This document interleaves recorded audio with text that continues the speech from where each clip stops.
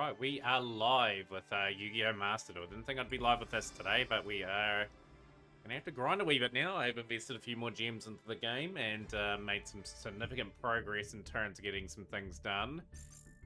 Right, let's get straight into the duels. We're just gonna grind like anything. Try to make sure we're well prepared for, obviously, the duel pass in a couple of days. If we can get the 700 gems for that, it'll be quite good. Hopefully we can duel away and manage to get ourselves in a position of strength going in the next few days. Any gems we can pick up are going to be quite good. So they're going to make me go second.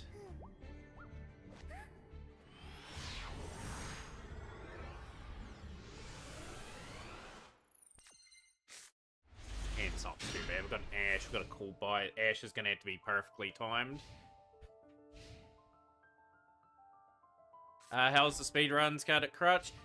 First hour and 30 minutes was good, then it just fell away at the end. I got a better split time than what we had previously, however, so no PB, but yeah, like a few things to work on and that. But yeah, speed runs will be again next Sunday. Depends on how things line up.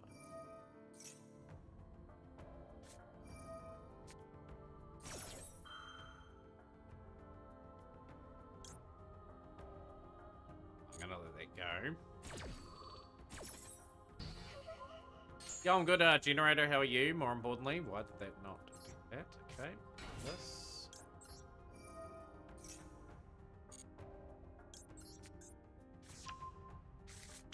Yeah, I've got some news. I invested a wee bit of gems in today. I've worked out how much I want to spend on the Tempai pack.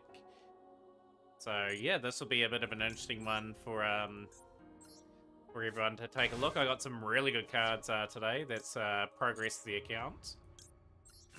Activate the fire engine again. I'll give you a shout out in a moment to Generator 2, by the way. Did I tell you the run where I was 7 minutes ahead? No, you didn't. How did that end up, by the way?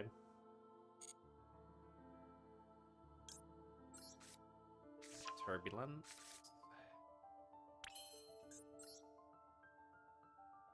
Pretty nice approach. So this will go Masquerena.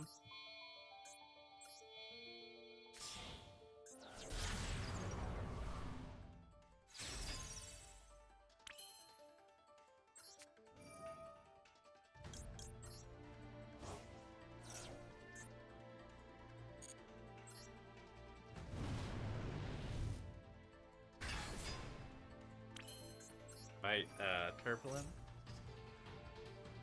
Make sure we get our set up for the following turn. I think we will win this one. Died on 5-7 was like, and I didn't. No.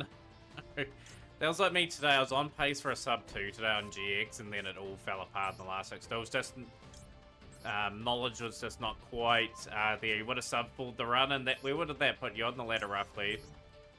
I think we've got rescue as well. Gonna build up the play really and just hope we do enough to win this turn. Now, I'm very excited to show my pulls today, and we got a lot of crafts today, which was really good. Oh boy. I still get my Poplar.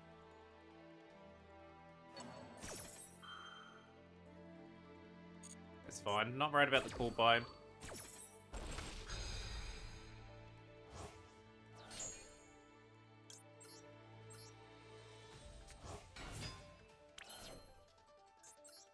I'll go Pyro Phoenix.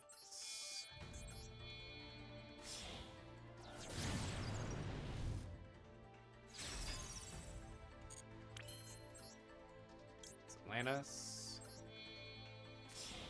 But yeah, I believe you'll get there pretty quickly. One replay. Yo, Dennis, I'll get that replay out for you. How are you? See you. Flame.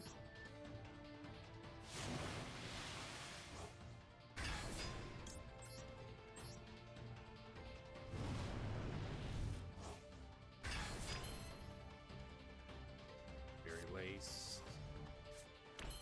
Down to fine. Probably evenly matches down 9 my luck. It's not. Okay. I've got a bit of a setup. It's like 83 upwards.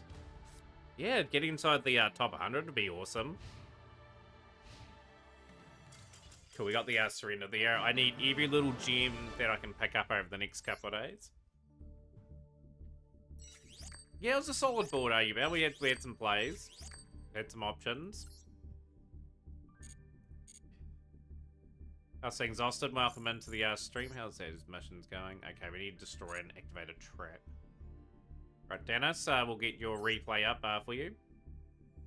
Oh, currently in the top 100 anyway. Nice. Definitely be happy with that. What is your ultimate goal, like, to get in the top 50, or... But yeah, after this, I'll show everyone what we've pulled, and we're in a magnificent position to get Tempai, I have to say. I've worked out how much of procs I'll be on by the time that pack releases, and here we go. Really don't want to stream Master Duel? Yeah, if you don't really want to stream it, my high encouragement to you would be just to do what you do best.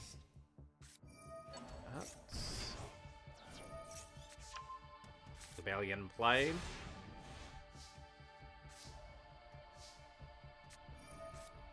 Top 50, maybe top 25. Ash is going to try to stop that. So I'm saying that. We've got Yubel doing its thing. Maxi will go off here. Another additional card, Rebellion back. Imperm.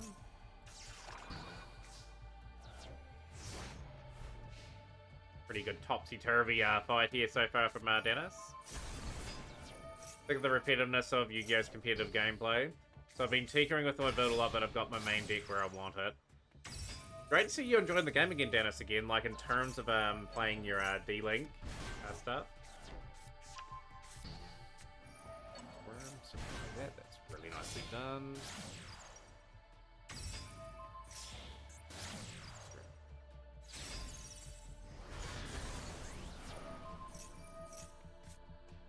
Depends here. Aren't that a new card?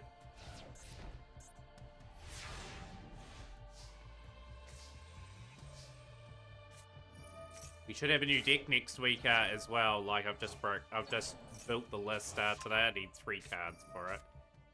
They're all completely yes. 16 and 4 in your last 20.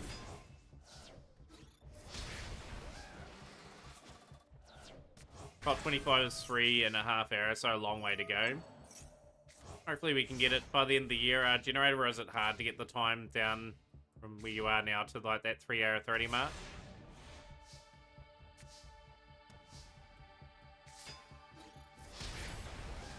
No, Yubel have lost 2 Phantom of Yubel here, which will make it very difficult for them.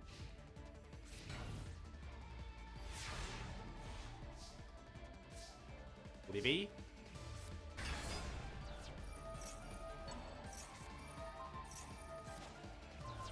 Dodging. Hurt a few of the back row though with that. They'll be pretty pleased with that. Rocket Tracer in hand now. Sword Lol Alama into English. Trying to regain.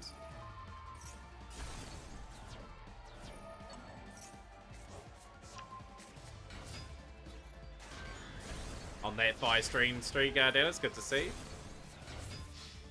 And GG's. A very, very nice finish. Right, we're going to show everyone what we pulled today. I decided I've worked out how much we roughly need for Tempai, and I think a good time was to invest today into some stuff. My pack luck was terrible. So the pack we were trying to open here, I did open up 1,000 on the master to unlock some packs. The pack that I went for was Rapid Aircraft Advancement. I wanted to get 3 sided. I wanted to get a couple of Citadels. I ended up getting 3 of these, so I got a craft out of that. I dismantled 3 of them. We were pretty unlucky in terms of getting what we needed out of that. But yeah, like in terms of stuff, I dismantled my Royal title because I got a UR title outside the pack. So that Royal obviously wins. But yeah, here we go. Here we go. So this is what we got today. For SR and UR. So some cards I crafted, but we got a Masquerade Blast for the hero project that is long term. 2 Gem Knight Quartz. Obviously, we're looking to build Gem Knights, and obviously I'll show you a profile in a moment. I crafted a Heavy Storm. That was one of my crafts. I got the 2-dimensional shifters for Tempai, which was really good. I got a Crimson Nova, the Dark Cubit Lord for Cubics down the run. I obviously dismantled the Royal there, so we no longer have it. We got another Solid Soldier. We got the Shino Gnome, the Valence Princess. I got an Azalea, which was a great pull for Sky Striker down the road. That was a card that I originally had on my craft list.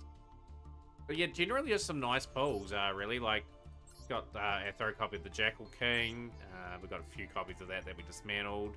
An extra copy of that that we dismantled. Same with the Sulphur-Quid Elegance.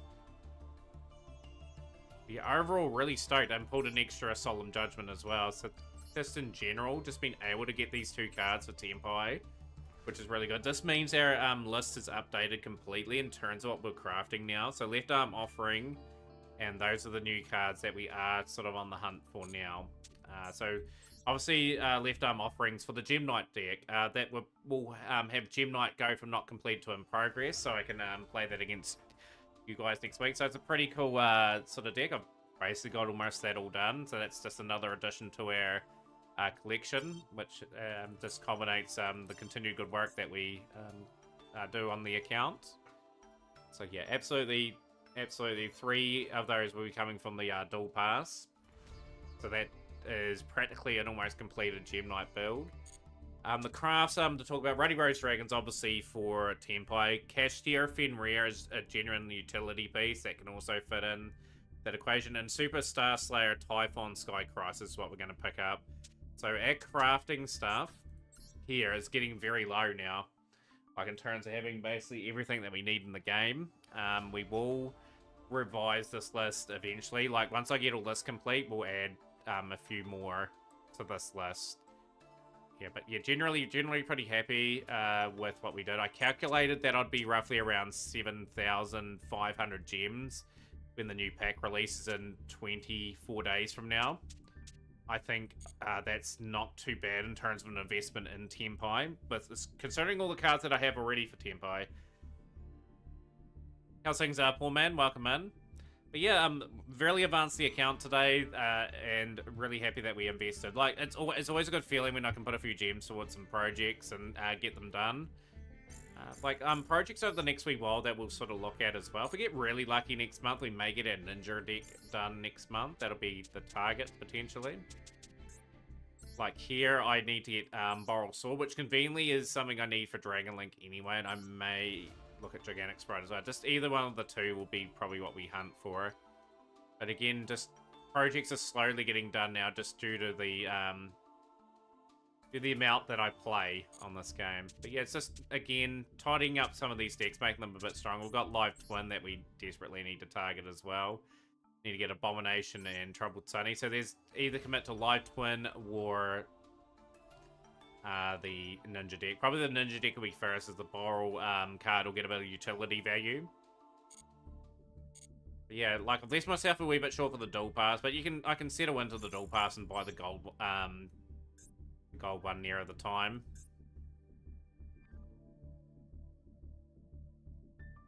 But yeah, what does everyone think? The investment of getting 2-dimensional shifters today is just massive. Like, my original list was 2-dimensional shifters, Ruddy Rose, and now I have on past that now, and I've been able to get some other cards targeted for the Dual Pass. Really advances the account quite considerably. We've got to be evenly matched.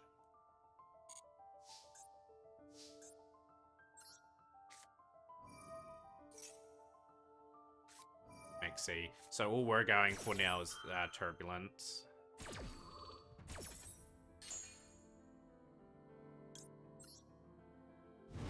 Don't know how to feel about the Plant Pile decks with Ragnarok now.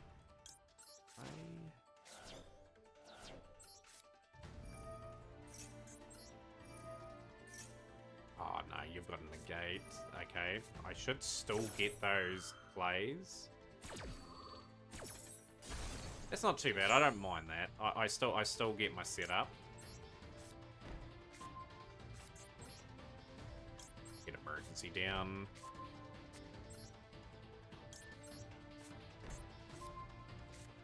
Rescue.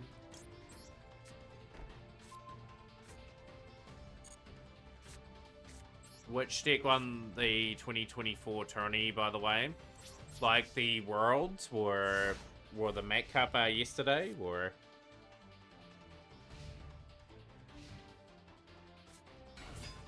Okay, we've got...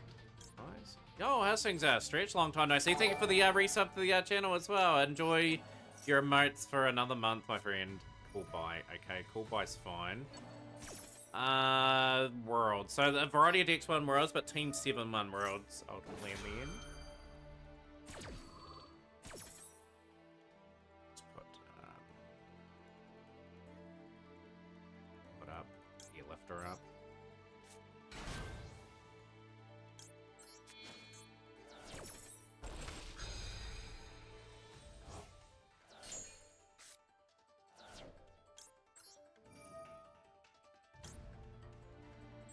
Yeah, new job, very uptight boss, so kind of hard to reach these streams, but I lurk when I can. Yeah, appreciate you coming in the Stretch. Hopefully the new job is going very well for you. We'll go emergency. Inner turbulence back.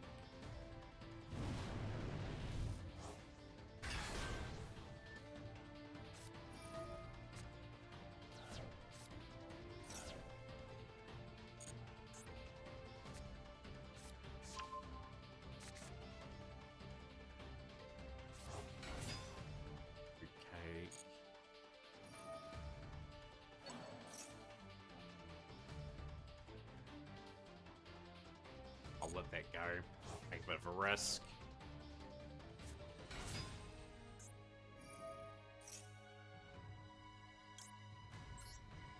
Quite dangerous. So we're just gotta hit Mr.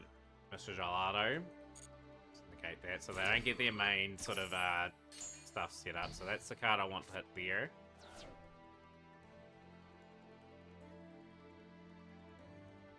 Force them to exceed summon. That's where we extinguish.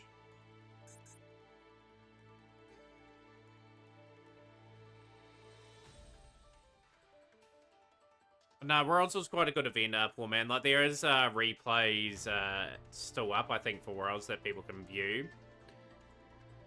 You have a look at the decks and whatnot. But yeah, yeah, just plenty of things to talk about today. Obviously, the Duel Pass next week. We've also got the Duelist Cup starting next week. Want to do pretty well on those. Yeah, and just generally have the appetite to grind. Obviously, the Duel Pass nets me all the targets that you guys saw before. And the potential to have Gem Knights up and running next week as a new Duel Room deck. Sounds pretty good to me. And just progressing the account. Ruddy Rose, Castera Fenrir, and Superstar Slayer, Typhon Sky Crisis. Just massive gains for the account, and just continues to put in the good work that we are able to do.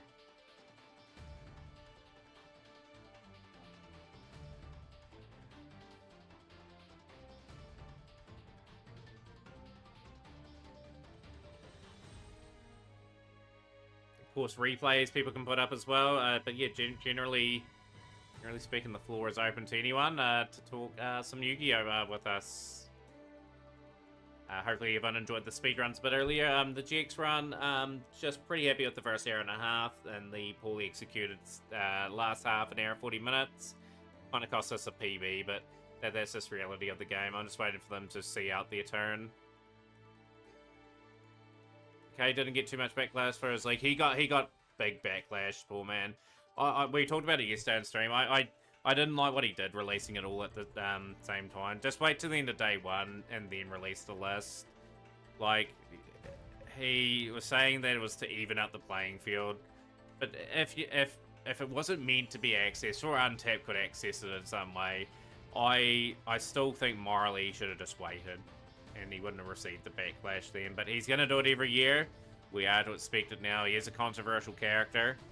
But he sees that he did the right things.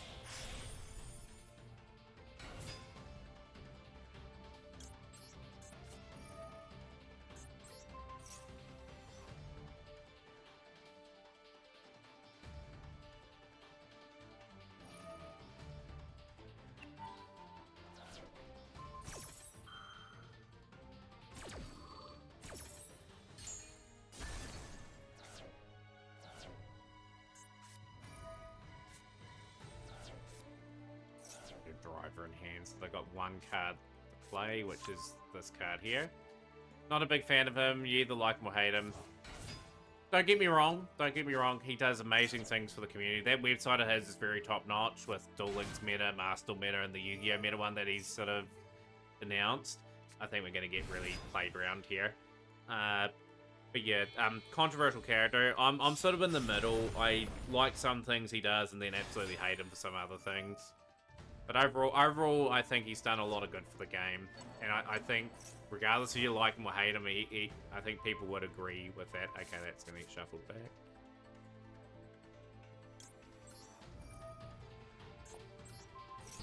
Can't pop the tiramisu because it's negated. Chocolate a la mode. But no, I enjoy what I do, Crutch. Like, I hope I'm never controversial like that. But yeah, at the end of the day, like, I enjoy the game. I use Master Meta for a lot of references in terms of what decks can be potentially built like. Also look at YouTube videos and that. Yeah, it's good to see Madoshe. Obviously, we've got the Madoshe overlay that we'll have to get back up on the stream again.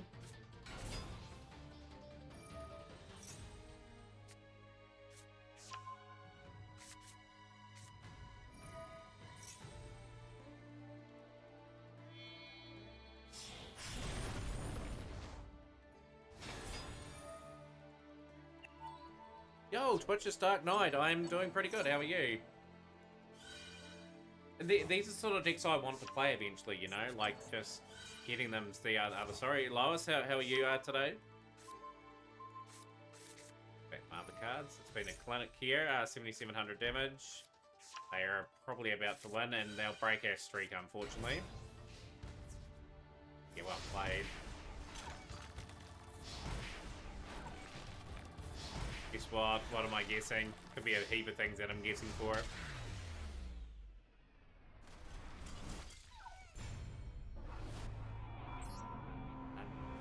Generally, I'm enjoying what I'm doing with my account at the moment. Just once again, we'll show everyone what we pulled today in terms of cards. I've got one less Royal, but the Royal, obviously we've got three or more of a card. The Royal goes for us. In the next 5 seconds, you'll get something special. Okay, what are we getting here? Twitch is Dark Knight, I'm curious. Yo, we're getting a raid of one. Enjoy it. I will enjoy the raid. Appreciate that. I'll give you a big shout out.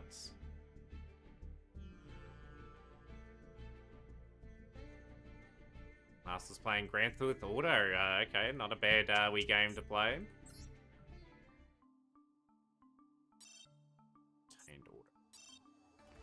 Yes, Aaron, you are mainly what people are interested in.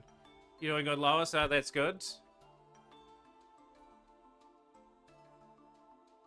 That's good to hear. I'm doing pretty good as well. So yeah, just going over some of the cards we pulled today. Well, I crafted this card. I crafted 2 of these. Crafted the Heavy Storm. Heavy Storm's a good card, just in general, for clearing boards. Strategies up ahead. 2 Dimension Shifters. They are very important for me for the Tempai engine.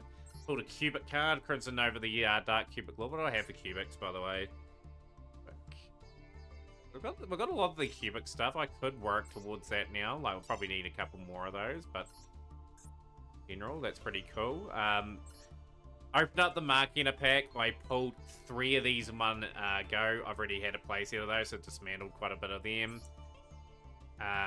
Obviously, pulled a title as second common printing. The Royal went.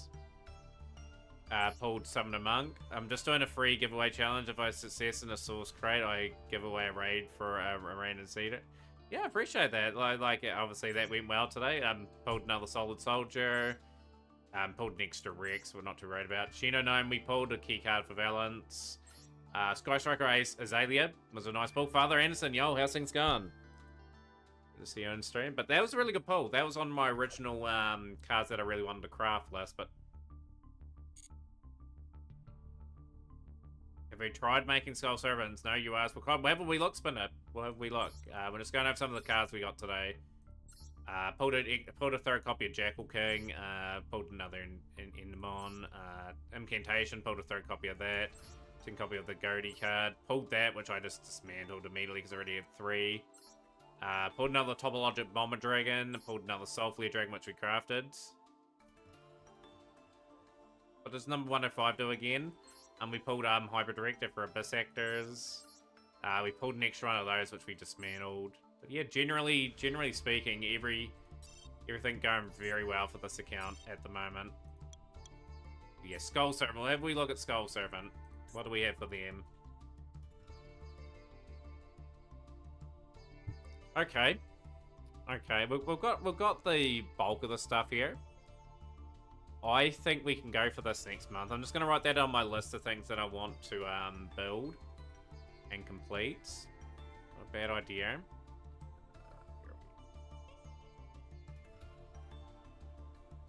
Skull Servants. I've made the list. Certainly we can build something with them. I may be able to get one King of the Skull Servants next week, because the new project's about to complete next week, Spinner, obviously with the Dual Pass coming. Got Gem Knight, 60 card zombie pile, let's go. You want to see some 60 card zombie pile from me.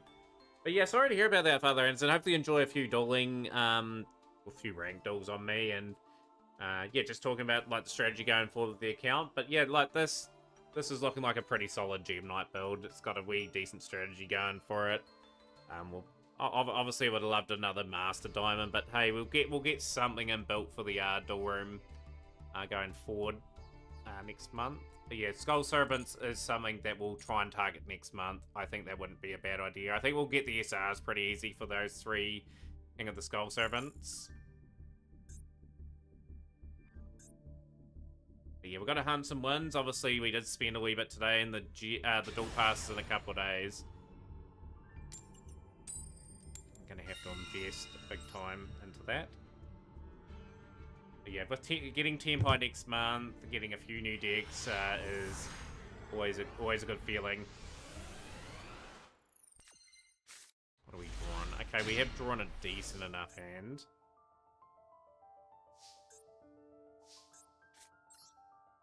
Probably gonna sack the Evenly.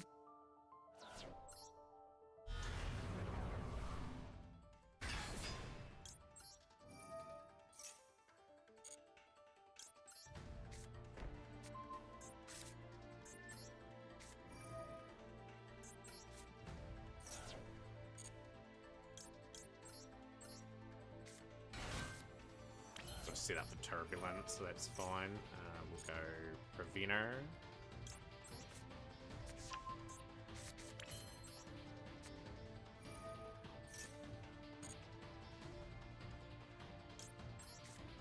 Turbulence.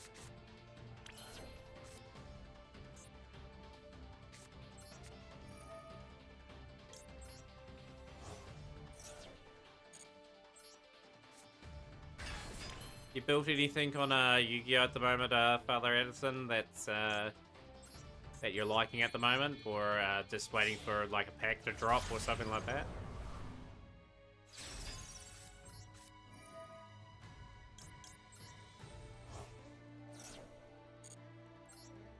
Yeah, hopefully we can play some good Yu-Gi-Oh tonight, get a few victories. More importantly, get the gems from ranked today. We've got to really work hard the next couple of days now. Obviously there's a dual room night tomorrow that will just result in us not really grinding as much as we probably should in the section. We'll go rescue. Because you can't earn me Ice Barrier. You would have played a little bit of that right during the Water and Windfest. Had to get a water deck done at some stage. I don't know when we'll get it done, but we'll work it out as we go along.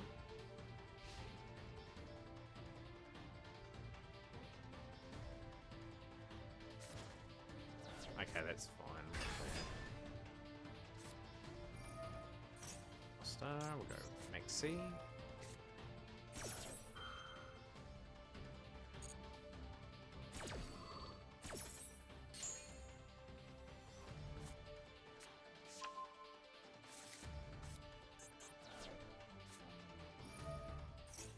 Golden Lord, okay, I was not expecting them.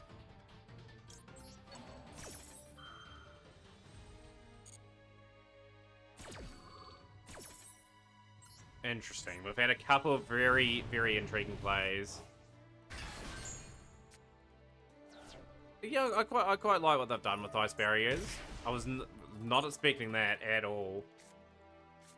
But yeah, it's got the Dia Bellstar engine in it, so it'd be interesting to see what sort of spice they try to cook.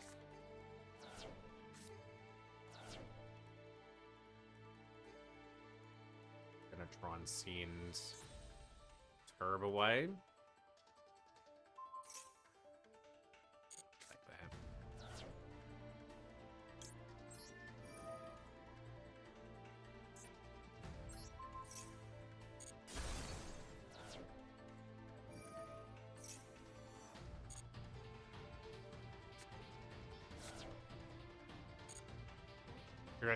And that's what you want. You want a consistent board that can achieve those sort of objectives. They're being very hesitant there. Okay, they're going to set. Probably shouldn't have popped that. It's a 60 card deck. It's so interesting.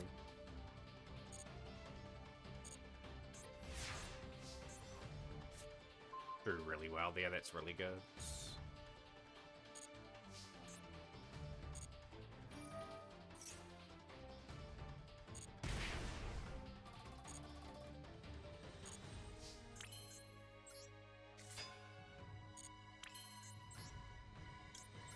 Simple spoils.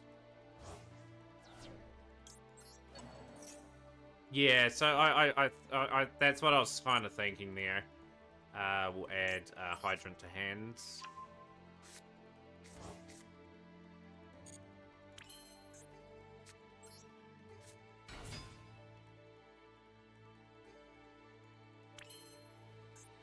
That made this very difficult for the Golden Lord player. Let's see if we can. Cool, they're surrendering the bailing. Good. The more wins we can get today, the better. You saw what I got today, didn't you, Spinder? Too, by the way. I'll showcase the people that are in the stream quite regularly anyway. But no, we've been pretty good the last wee while. Like, we've picked up regular wins. And yeah, it all adds up, you know, like to the overall scheme of things. Got a few replays of the deck popping up. Yeah, if you want to put a replay or two up farther in, so I don't mind. We're just let's get these Legacy packs done.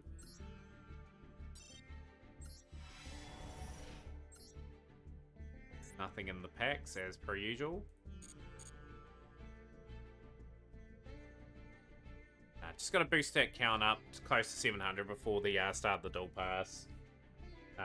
Like obviously we've got 2 days left. It says 1 day left and it counts down from 24 hours. They're quite cheeky how they do it normally.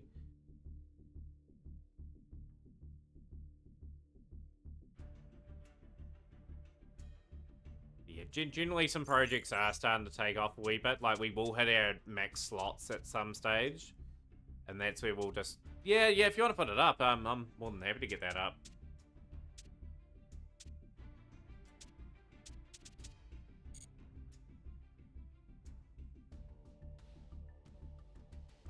But no, really enjoying Master Duel. Like, I'm enjoying the progress that we've made on this account. Like, getting 2-dimensional shifters today and Heavy Storm. It's just massive for me because that means I've just got basically everything I need to play Tenpai. Really, there might be a card that I may sort of consider going for, and that maybe Change of Heart during the dual pass. I'm tossing up between either that or Fenrir. So I do have a couple of mind controls. I've seen some version of Tenpai play Change of Heart, so we'll just decide near at the time what we need to go for. But yeah, I suspect year 3 in this game is going to be absolutely massive for me. I'm going to be able to build so many things because we've just done all the groundwork on this account. I'm very getting excited by the month with the potential we've got.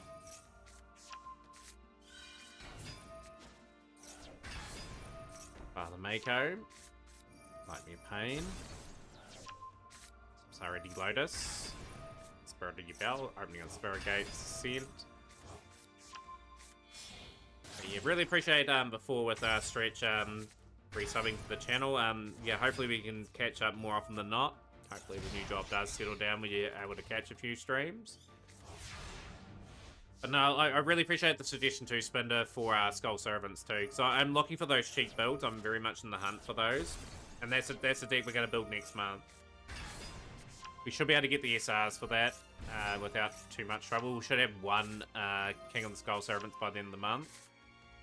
Getting that over the line just means there's more variety for people to play during the duel rooms.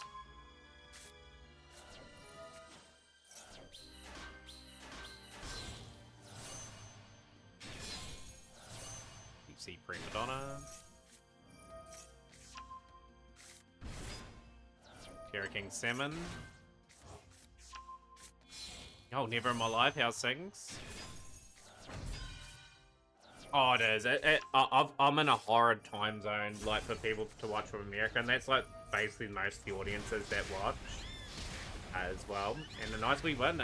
If you're gonna, we'll put both of them up for Father Anderson.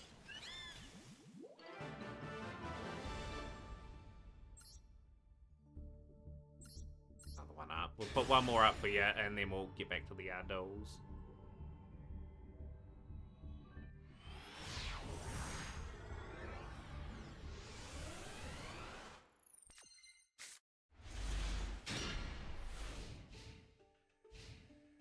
This will be a pretty fun build. Is this an expensive build, this, for enemy control? I don't think I've got hardly any of the cards, so that's after battle.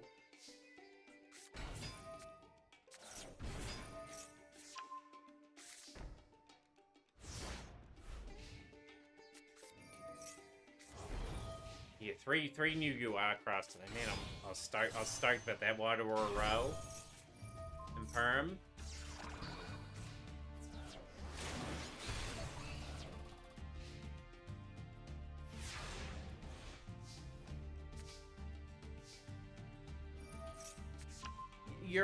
Europe's not too bad all the time, Australians. Early morning for European audiences.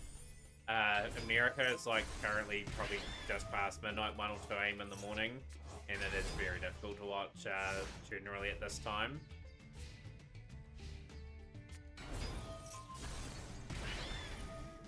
Stealth Brigand.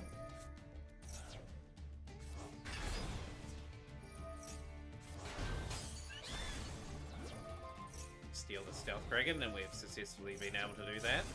Destroy the Wide Aurora Whale. That is swing itself back. We are trying to be super aggressive.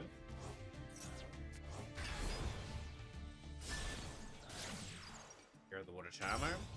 Not often you get to see the Water Charmer in action. How's things, Yanni? Welcome in. Good to see you. Any replays for us today? To get another hero card today too, Yanni. We did invest 3,000 into packs. Got a crafted Mask Hero Blast today, and we got a Solid Soldier outside the pack, so just sort of accumulating them quite nicely, just building towards them. Still be a long way before we play them. Just finished the level 20 Master Duel test. I'm nowhere near that at the moment. I am not too worried about them at the moment.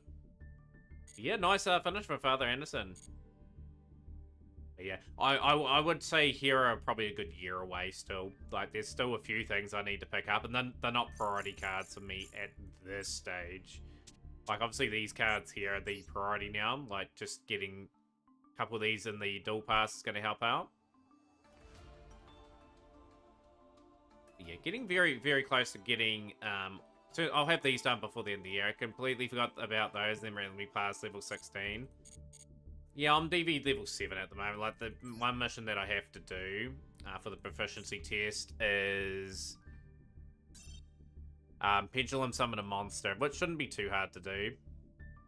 We'll get all that complete at some stage. I'll just make sure I've got a proper deck for when we play Pendulum. Right, let's continue to soldier on and ranked.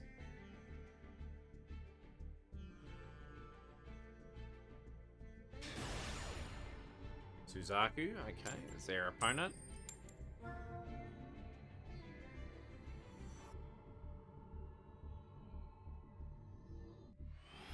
Level 20 needs you to complete 50 duels and do 20 times the chain link 4 or above. That's right. Probably could do that with maybe Trickstar, maybe. If I got that far in. Not a good hand. And we're dueling against Horus. I'm actually gonna, I'm gonna wait for the horror stuff to be announced in packs before I start going for them. I just don't think I can get them very quickly. It'll take me like 3 dual passes to get everything from horror, so unfortunately we'll have to wait for those.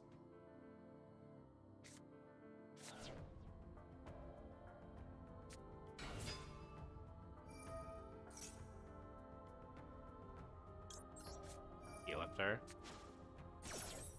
If you do more than a single duel, it will count as one as well. And gold, I play a funny version of the Igmore Anime, so I'll just do play Fortress Well and Crab Battle. Yeah, I hope so, Never in my life. I've really planned pretty well, I feel, for Tenpai at the very least. I've worked out that I'm going to have around 7 to 8k by the time Tenpai arrives, and then we've got the festival around the corner around that time.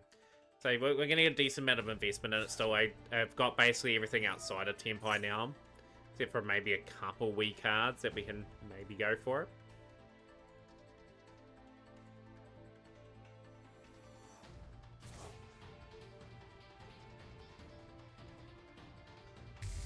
Yeah, that's the deck we're going to be playing, and that'll be the deck we have for a couple months, and we should be able to really advance some projects by the time we get Tenpai. I say we'll have Tenpai late next month.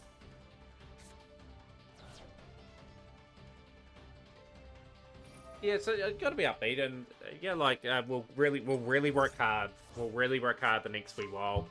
Like the motivation's always going to be there. Like there's always things I want to build and finish. And I'm going to be able to build at a more frequent rate, which is going to be awesome. Because my duel room's going to have different decks all the time for people to play. I hope people are excited for all the things that we're able to build too. Just so you don't know what you're playing. Because what I'm planning to do is, say for example, I have 25 different builds for the night. People select a number between 1 and 25, and they duel whatever corresponding deck that is. So, obviously you can't choose the same number twice in a night, but that's my goals and intentions eventually for the duel room. And they'll be randomly assigned a number too, so obviously they won't appear in the order. Rebecca, I'm sorry I played the cheeky sound alert during your run. No, you're all fine, Trub. It's just the golden rule. I'm going to put it up in the stream. Please don't play sound alerts during speedruns. Yeah, like they sort of distract me just for that split second, and then I may lose my train of thought on those. That's why I just request not to put them up. But that's no problem. I'm not worried about that. That run yesterday, that run earlier today, very good first hour and 28 minutes, and then it went south after that. Like we completed the run, didn't get a PB, but like we've got a time to beat a 2:21.09 now. So yeah, 2:21.09 on the splits. I could easily save another 30 minutes on that run.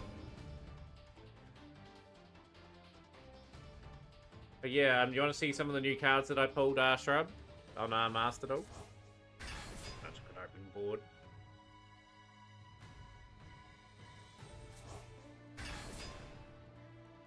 Zombie Vampire will be a thing.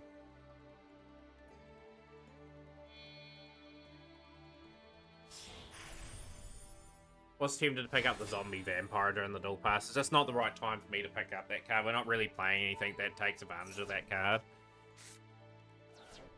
My HQ's gone to the graveyard. That is not ideal.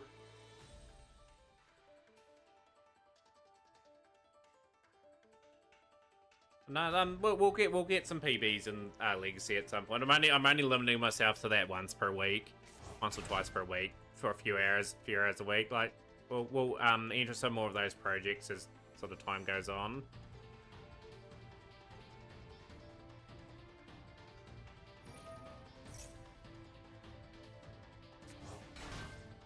This is really an incredible opening board.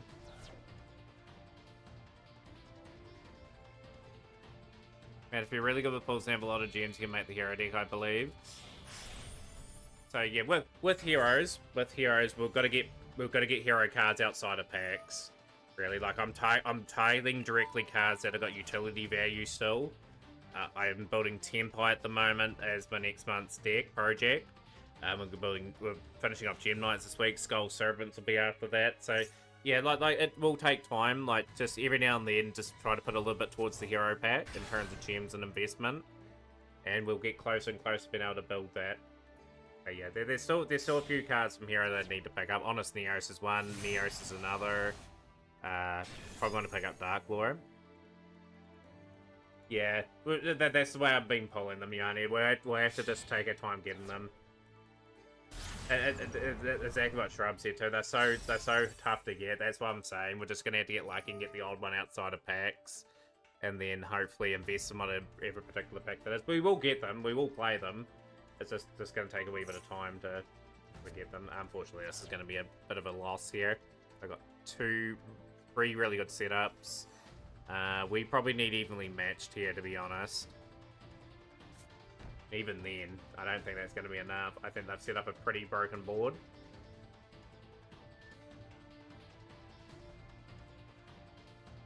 Yeah, like three packs, but yeah, it's split across 3 packs. So like, I'd rather everything be in the same pack, almost. But like as mentioned, in any hero card I get, I will be quite happy. Things take time to get on like a free-to-play account, you know. Like, I don't want to out and out commit to hero at the moment because of what is lurking around the corner for me, which is Tempine. And Dragonlink's another one that I want to sort of wrap up and finish, but we've got to see where we're at in terms of that as well. Okay, go rescue. No, we can bring back Contain. Oh yeah, I'm completely aware of that, but yeah, there's a few cards that I need to pull. I'm not using my crafts on any hero either. By the way, it's just the way it's set up this account. We'll go. Can we bait any of this?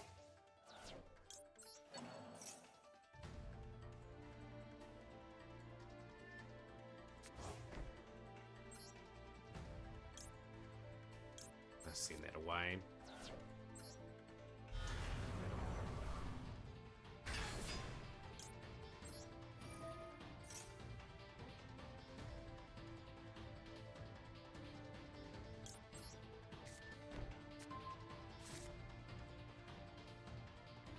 Gonna learn how to break these sort of boards, so Fenrir is gonna obviously target that. We'll activate Impulse. Remember old Sylvan and Duel Links, the old setups they had. On the gates.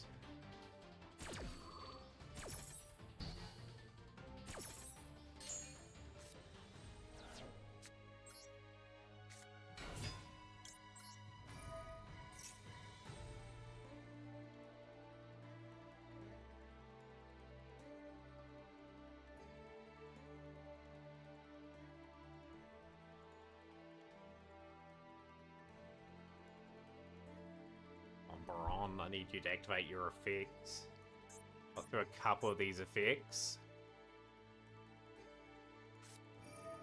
Really? You had Ash in hand? Okay.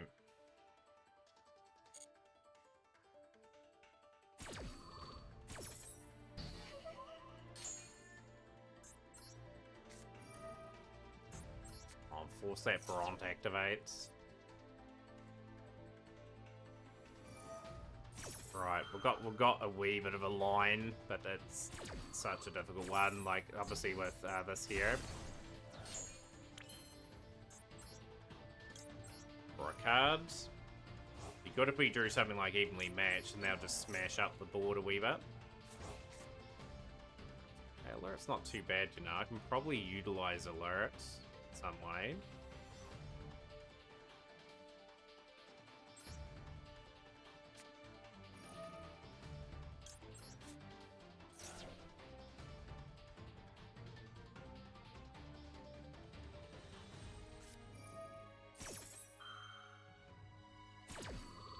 They just literally had everything. Like, Crime was just another one they had. Ultimately, they'll send Supreme Sea Mirror away. That is game. We tried valiantly to try to break that board. But yeah, well, I'll show you what I have for Hero Yanni, and then I will identify how many cards I need of certain things. There is still quite a few UR I need for them, sadly. And yeah, like I said, we're only pulling them outside of packs. And if we pull them outside of packs, I then decide if I want to throw a few thousand gems into them, see if I can get more progress on things. there is... I want to pick up that one. Obviously, Mascara Dark Lore is not a bad one to pick up. I'm not too worried about these ones here, but yeah, UR Neos is something I need, and Honest Neos I need there, but there has been some really good progress in terms of picking up a lot of these cards. Like, I want to playset a Mask Chains eventually, but they'll be easily obtained. Same with Emergency Core playset of those. Hero Lives, I'm pretty sure I need a few more of those. But yeah, generally, just speaking, like, all of these here, like, I want to play Evil Hero, Destiny Hero, and all that as well, just for variety on the account. But we've done, I think we've done a pretty good job in terms of obtaining a lot of the hero pieces. But yeah, there's a good helping of them there. Considering how hard they are to get, we've been pretty lucky in terms of pulls for hero.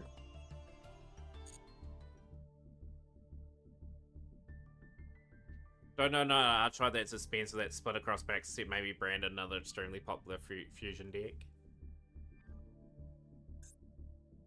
Yeah, especially as a free-to-play player, like things take time to build. You know, like you just gotta approach it in a way where you get the odd card here and there, and then you get close enough to build it, especially for those expensive ones.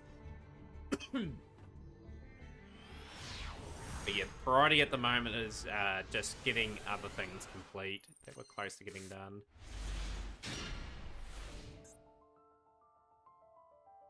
Decent enough hand. But it's a go second hand. Yo, Hydrix! Yo, how's things going? Ragnarok? No, it's Ancient Gears. Some of the new Ancient Gear stuff will be pretty interesting to play. Ancient Gear Catapults.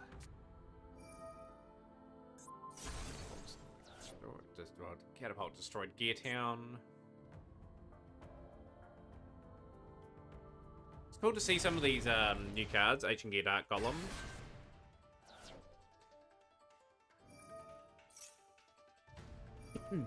Yeah, the next few days will be interesting. Like, yeah, tomorrow the Duel Room, obviously. Tuesday, I think, is Duel Pass Day. That's when that will begin.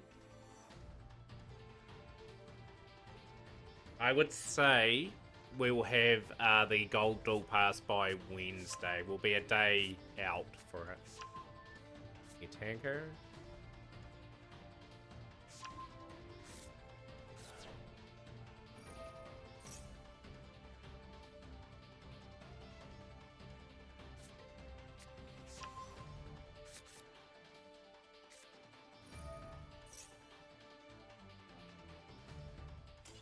Ah, they're going to surrender. Okay, I'll take them surrendering.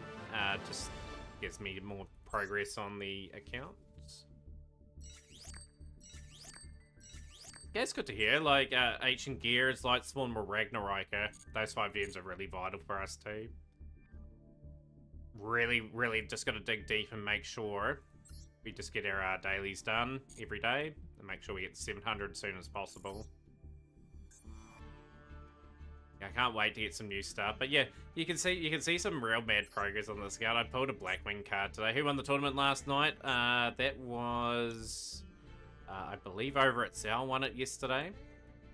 I've got basically 3 of every Blackwing card. There's like really no point in me opening up any more of that pack. What other packs have we mainly got a lot of stuff? And I really wanted some stuff out of this pack potentially. I wanted to get Ultimate Slayer, but didn't think it was really worth opening up just for that.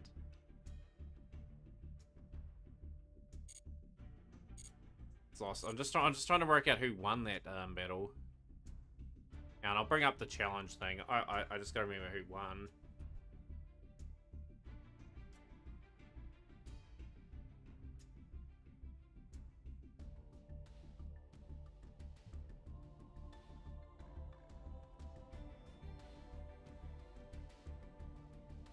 On the 24 one yesterday.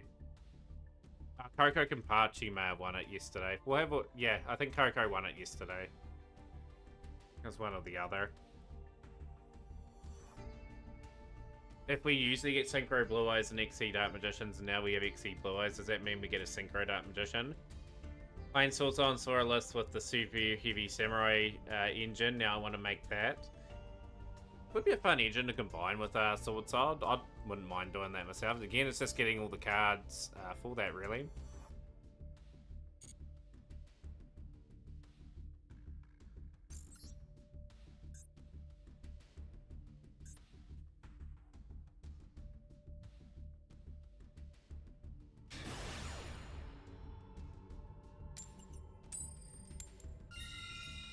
first. And if we do get a synchro damage, well, it's synchro bonds and uni, but same thing. I think I saw that just before I started. That's with the Dark Paladin artwork, ain't it? And it and another monster. Nice enough hands.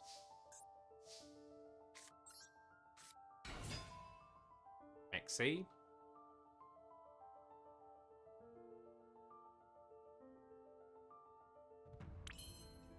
Matt, mind watching the ABS video I mentioned the other day of this? I think Paul brought out some really good points. Yeah, if you put the link up, Shrub will put it up now. How long's the video, though? That'll be the other thing. Effect Valor. Don't like the Effect Valor here. There's a really bad hit.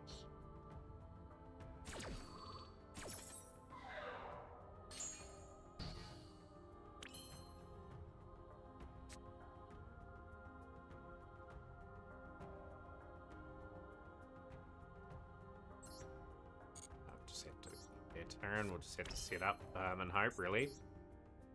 7 to 8 minutes. Yeah, if you want to put the video up, we can watch it. I just have to get my YouTube one running properly. Where are we? Stop that up.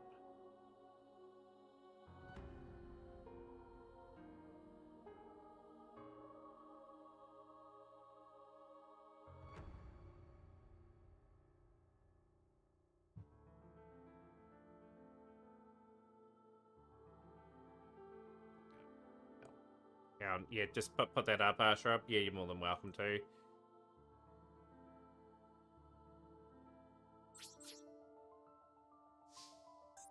I'll put it up after this still. We'll just mark it. Sorry, okay. This should be a win for this opponent here. Is that the icon from the okay, they're paying points.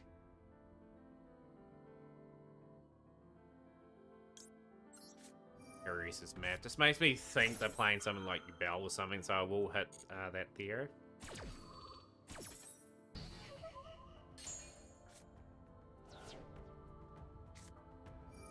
Oh, it is Bell. Okay, this is gonna get pretty nasty.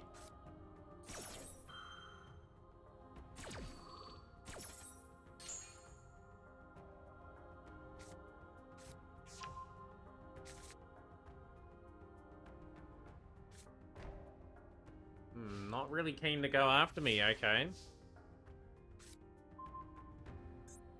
Cards in that graveyard could be quite pivotal as well. We are going to send.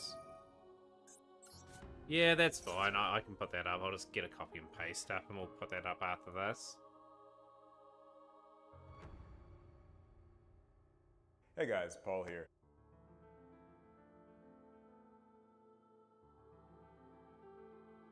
I have seen this video. I think I was watching, especially someone at the hydrants.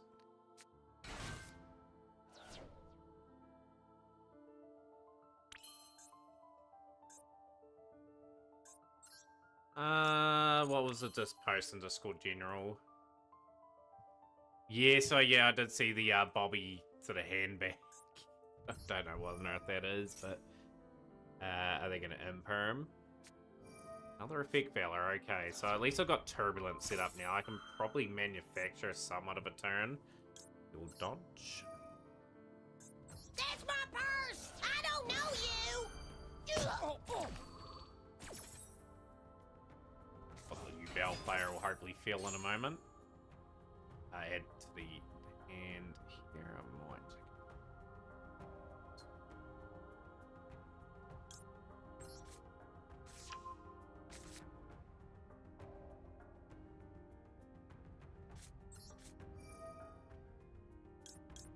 How's things, Maui? Does your deck do not break it? Breaking so much today. Mine's a shocker for breaking. It really is.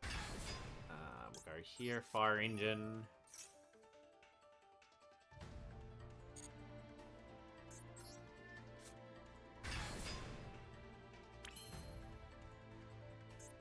We'll activate Turbulence. Try to get somewhat of a... okay, you got Imperm. Okay.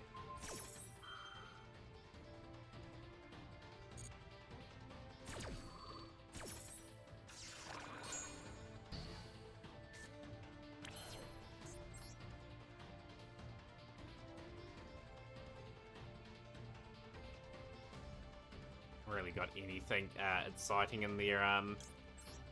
We will gamble on the Promethean Princess. 95 stream streak. It's the final countdown to get to the 100 stream streak.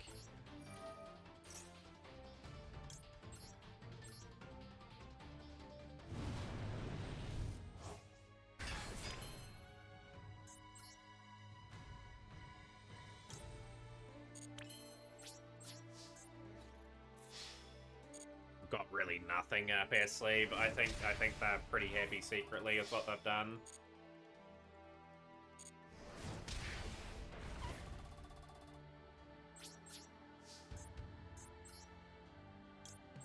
Well played. Afternoon deny. No, I have like 7 or 8 duels in a row. Maui sometimes where I brick completely. Just the nature of Rescuers is. I'm hoping Tempo's a little bit more consistent for me.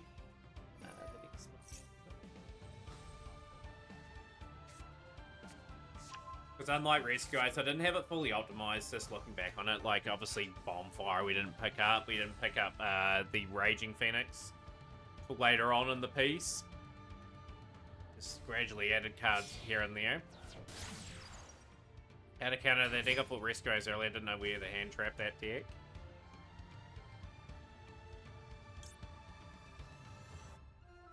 It's a bit annoying. But yeah, like the key things are sort of just shutting down maybe the Airlifter, potentially when they're trying to draw into emergency and stuff like that. It's a good place to start.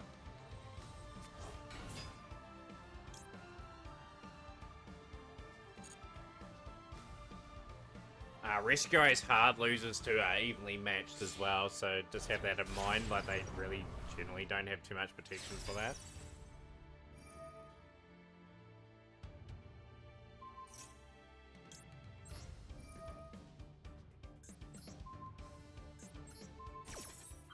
Yeah, so you got to hit them very early on the combo, so they're going to banish there instead.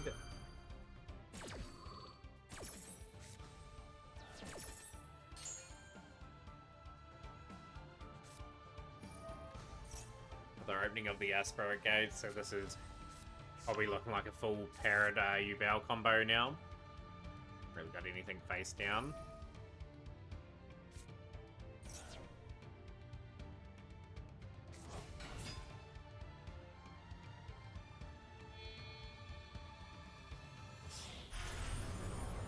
Sky Crisis. Nah, you're all good. Like, it's all part of the stream, you know? Tick here. Me this turn because of the SP Little Knight banish.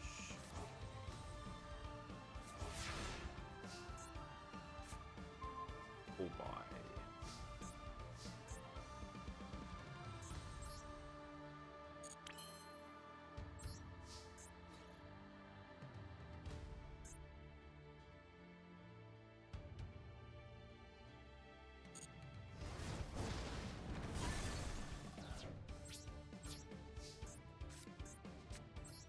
It's an interesting duel, this one at the moment. I'm liking the position I'm in. I just need a wee bit of luck against Bell here. They haven't really hard drawn anything. Perirese's Mat was a good hit for us here. Okay, they've really drawn well here.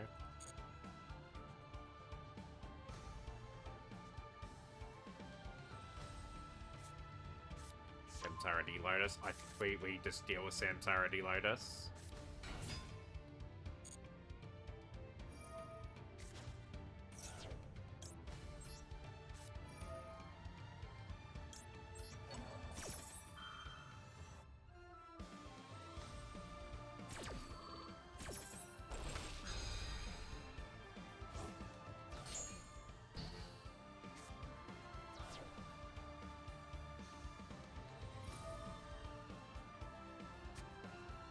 Blossom Scent. That's gonna send this back.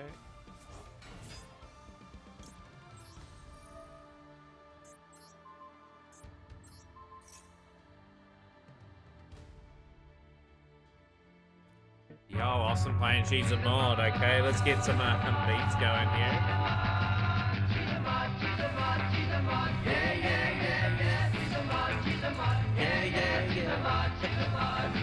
We got the win. We'll take those.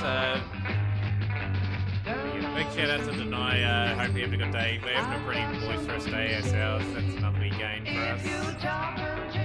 I'm a win to Master 4. Missions are done.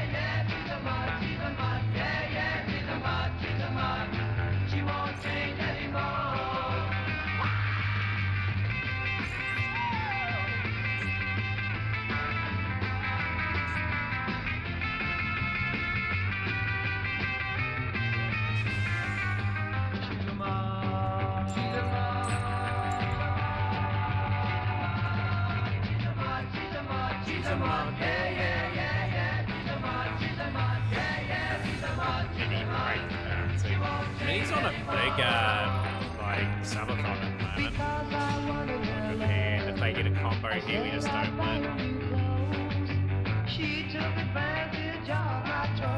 It's terrible again. I need to get terrible mills here.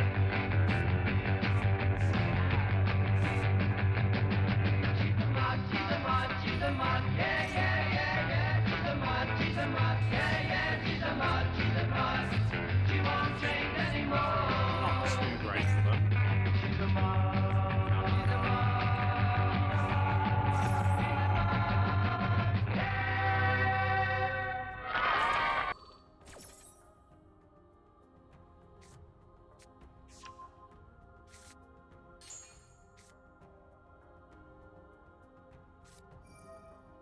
And they got King Sarcophagus as well. Simple Spores of Subversion. King Sarcophagus there. We're just going to do Brutal on our turn.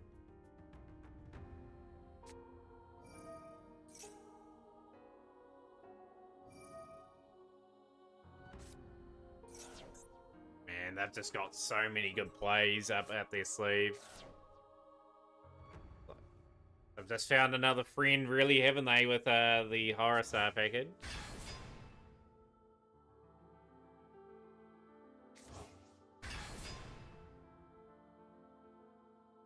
Loved a draw evenly match. That would be brilliant right about now. Zombie Vampire trying to mill again. Going to that well again.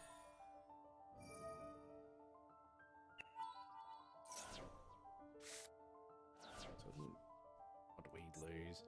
Oh, I lost both my evenly matches, Cool Boy and Ash. That is so unfortunate.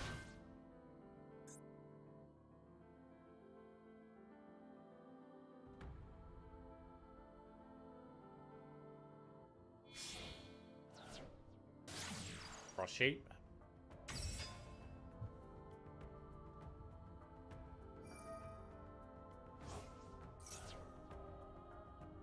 Always get gifted sub to our channel, even though I barely watch. They gift out so hard on that channel. Good streamer though, Minnie. Good streamer. Highly recommend going to watch her channel. Plays a good variety of games. Hasn't played much Mastered or late, I think. Moved on, but at the end of the day, like, always entertaining to watch. I was playing some Judge game about a couple of months ago that I really enjoyed. Where our viewers were coming out for charges, and then you had to try to defend yourself.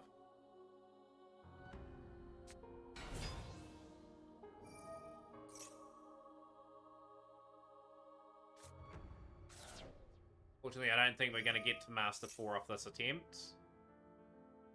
Would rather get the 200 gems today, just so we put ourselves in position for the dual pass in a couple of days.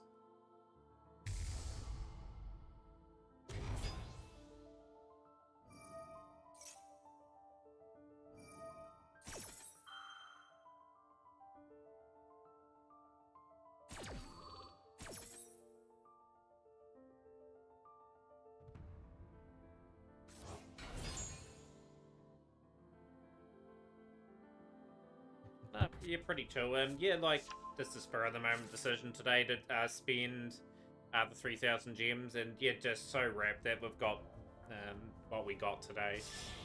Didn't get too much luck in terms of the pack, got a lot of duplicates, but in saying that, it was just really good to see the account get 2-dimensional shifters and heavy storm. Just means Things are really well progressed now. This is such a good board.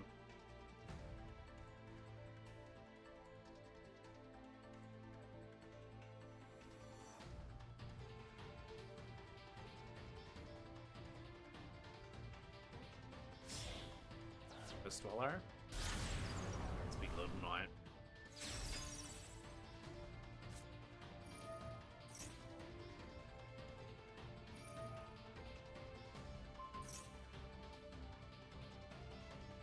For the tier, they've remained so popular in Stone the Mages over Rockwood. I can see them semi-limiting Reno or another Konami span limit.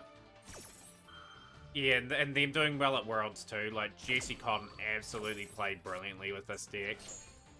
It's probably going to get some sort of hit. 2 Fairy Tail Snows, and yeah, this game is relatively probably over. I need to draw evenly matched if we're any chance. T-Cash the 3 Stam, is that your prediction? Good to see you. Stam, how's your day going so far? Much for Muta in terms of a stream?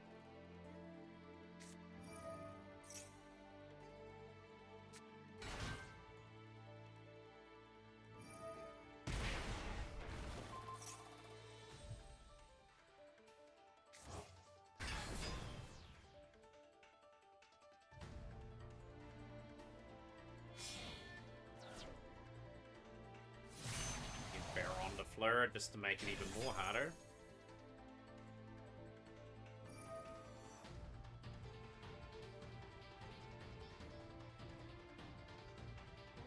Hello, Scorcho. Just in time to watch me get absolutely pummeled here. You never know, we could draw something that could disrupt here.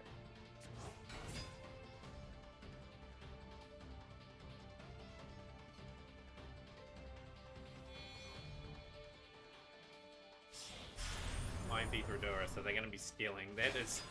That's like the god draw for our tier. That is just a good, very good genuine setup. Poplar going into Link Karibo as well. More cards that I've got to try and play through.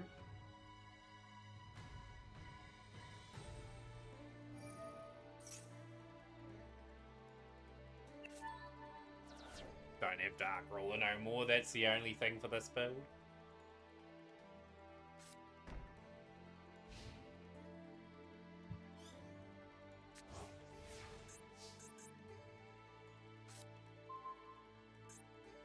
I think the game's over. Only got 2 evenly in this deck. He's buried. What we needed. Just game. That's just a good board setup.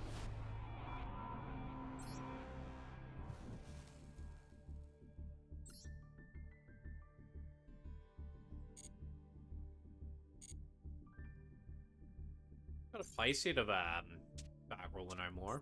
I've only used it briefly in this history. Yeah, I've got 3 there. Yeah, for those that are just doing the stream, today was a pretty significant day. The APS vid will go up very shortly. We'll just show what everyone we got again. Crafted Masquerade Blast, 2 Gem Knight Quartz for the Gem Knight deck that we're going to be building later this week. Crafted Heavy Storm, crafted 2 Dimension Shifters, crafted Crimson Over the Dark Q. Well, we didn't craft that, we got that. The reason why I got lucky, we already had a Royal title. We pulled another copy of that today, so that Royal got dismantled.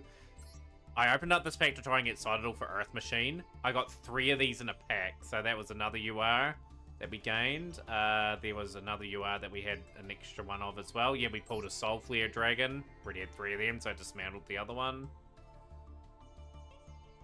And pulled an extra Solemn Judgment. So yeah, we got 90 UR craft out of 3,000 investment in terms of packs. But no, not a bad pull. Heavy Storm's a card I've been wanting to get for a while. That was just a wise, sensible decision. Can be used in Tempire as well.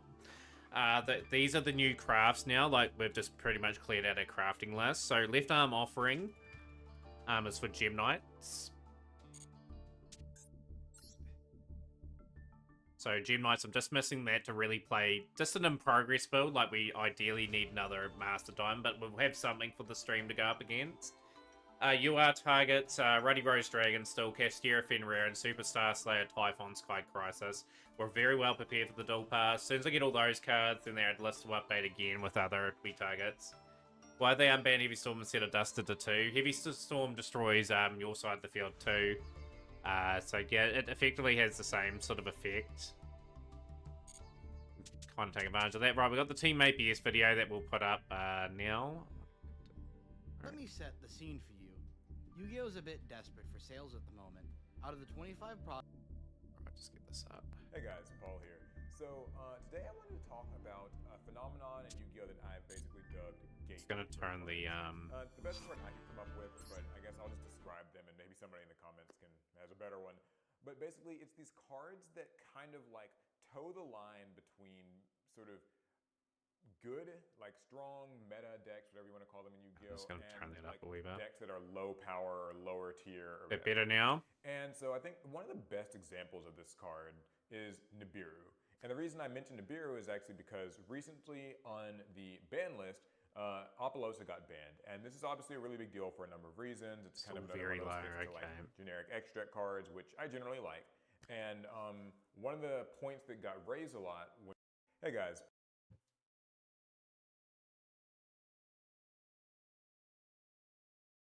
I'm just gonna have to fix this up before we start this video.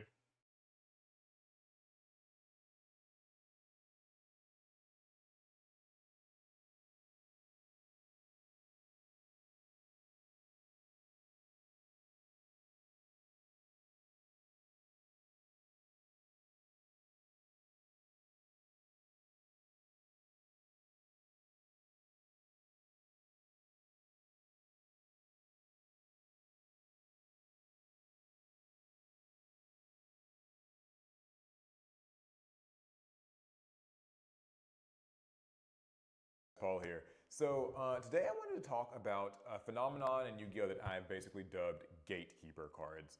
It's the best word I could come up with, but I guess I'll just describe them and maybe somebody in the comments has a better one.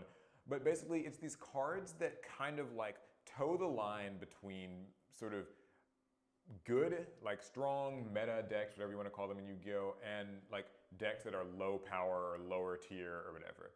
And so I think one of the best examples of this card is Nibiru. And the reason I mentioned Nibiru is actually because recently on the ban list, Apollosa got banned. And this is obviously a really That's like Sneeko, welcome in. Kind of another one of those like generic extract cards, which I generally like. And one of the points that got raised a lot when people are kind of just talking about like where that, what that means for the game and stuff, is that it means that a lot of your average kind of combo pile decks will have one less way of dealing. Yeah, we're just watching a video, Nico, that Shrubs requested. Your opponent has summoned 5 times. A big shout out to you, though. Hopefully a few people go and follow my good friend Nico, being a good supporter of the stream.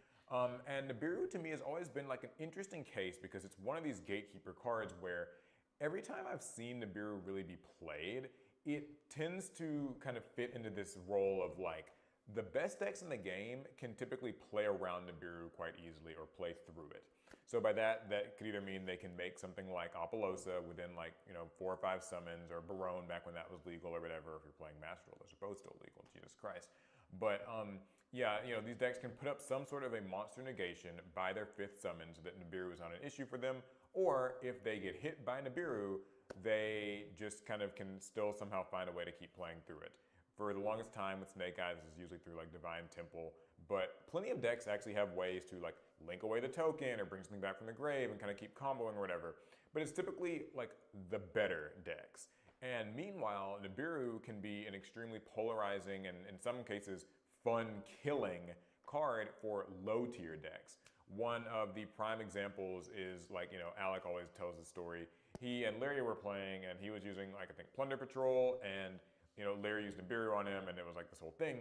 But basically, and I think this is before they'd gotten the Fusion Monster lease, so that kind of just changed the scenario a little bit. But basically, lower tier decks typically don't have a way of dealing with Nibiru. Higher tier decks typically do.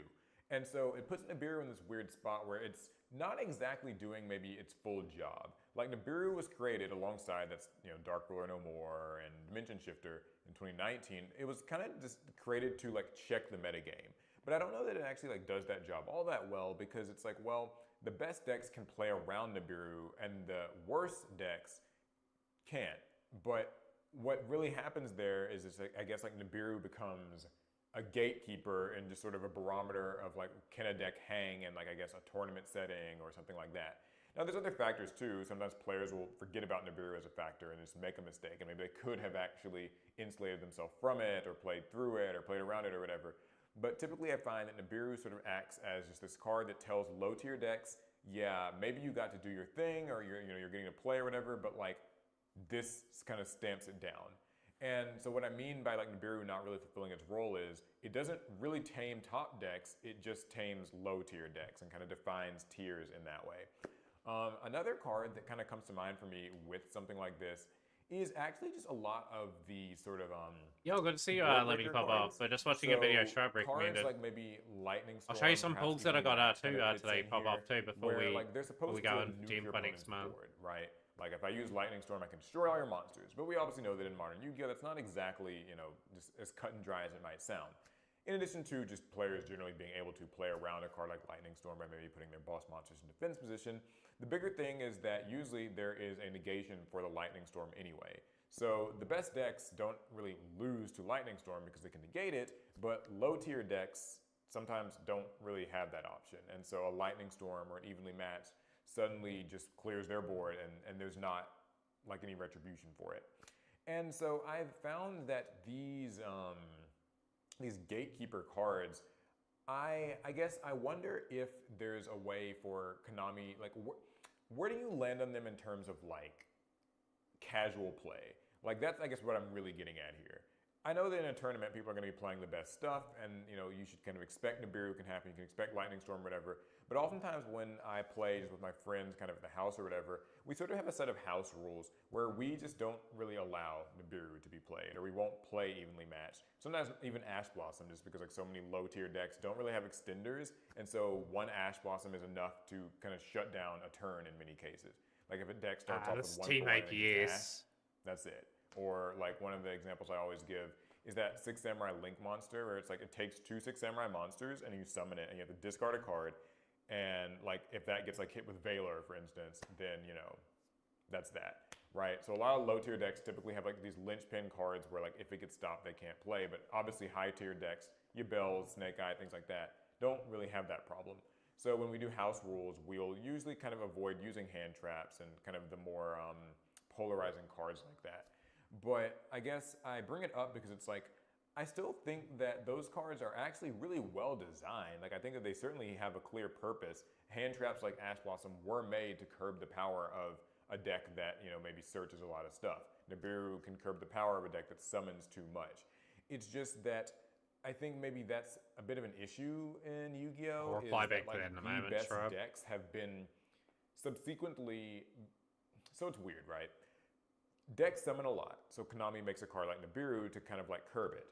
But then newer decks kind of get these built-in ways of playing around Nibiru, so now Nibiru's use against the best decks is kind of diminished or limited, but it still is good against like all the rest of the field in a way that's almost polarizing. And like that's always weird to me because it's like, is Nibiru really the problem, or is it just the band-aid solution that also kind of destroys a lot of like low tier decks along with it? It's really odd. It's like, I don't know, that's why I call it a gatekeeper, because I think that it is a card that doesn't actually affect the best decks very much, but affects everything else a lot, and the same thing goes for so many other cards, and it's like, where do we land on them as cards? Like, do you think that this is good card design, that a card like Nibiru can basically shut down a low tier deck, but like kind of keep a high tier, like high tier decks don't have to worry very much about it? Or am I maybe not even like looking at it right? Because technically, even if high tier decks can play around Nibiru, the fact that they have to play around it still means that there was some impedance to their plans, and so maybe in that way Nibiru is still functioning as intended. The same thing goes for Lightning Storm, where it and like even Change of Heart and Snatch Steal and stuff like these days, because those cards have been coming off the ban list, they have just taken on a new role when it comes to facing like going second and facing down a really strong combo board, right? You're not actually expecting your Change of Heart or your Lightning Storm to resolve, but rather you're using it as a bait for like to bait out the negation so that now you can play with other things. And maybe that's just kind of how they're going to function in modern Yu-Gi-Oh! I still don't think it really solves the problem of like these being overpowering and polarizing cards for low tier play or like more casual levels of play. But I do think that it kind of helps to, I guess, rationalize and explain the role that they've gotten. I am trying very hard here, as you guys probably know, to not just go into like one of my rants or complaints about this, because I do think, you know, the darker, maybe less charitable side of me would say, yeah, so basically Konami kind of made this game overpowered, made Band-Aid solutions, and then made cards that get around those Band-Aid solutions, so what was the point of them? But I guess I'm more so just interested in like, where people listening like land on them and how they should be like incorporated into more casual levels of play. Like, you know, we all have this grand idea of like a lower power level format of Yu-Gi-Oh! Where like only the, you know, less powerful archetypes and stuff can be used. But in that imaginary format where like maybe, you know, Yubel, Snake Eye, and like just whatever the current top stuff isn't allowed, do you still allow Nibiru? Do you still allow, you know, like what hand traps get allowed, which ones don't? Like I think Nibiru is probably agreed upon to be a more polarizing hand trap than like Effect Veiler is, but some people don't like hand traps at all. And same with like board wipes, because board wipes really hit low tier decks harder than they hit like high tier decks. So if you're playing in like a low, hardly underdog, kind of low power level format, are Lightning Storm and Evenly Matched still fine because those decks maybe don't have ways to negate them? So I don't know, just kind of some food for thought. I'd love to hear what people have to say about it. As always, you know, I like kind of just talking the talk with Yu-Gi-Oh! Trying to put a more like inquisitive spin on these rather than just saying, oh, Yu-Gi-Oh! Is so broken and beyond repair. Because I do think that, again, these cards had jobs and they do fulfill roles. So I don't think they're just objectively bad for the game, but I want to know where people land on them. Anyways, okay, that's enough of that. Hopefully you guys liked the video. Thumbs if you liked it, sub if you loved it.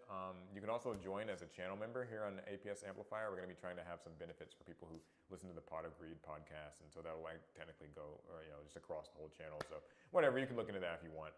Information will be down in the description. All right, it's going to be it. I'll see you guys in the next one. Bye. Cool, yeah, pretty good video. I have admittedly watched that one. It's an interesting one. Yeah, no, not time sure.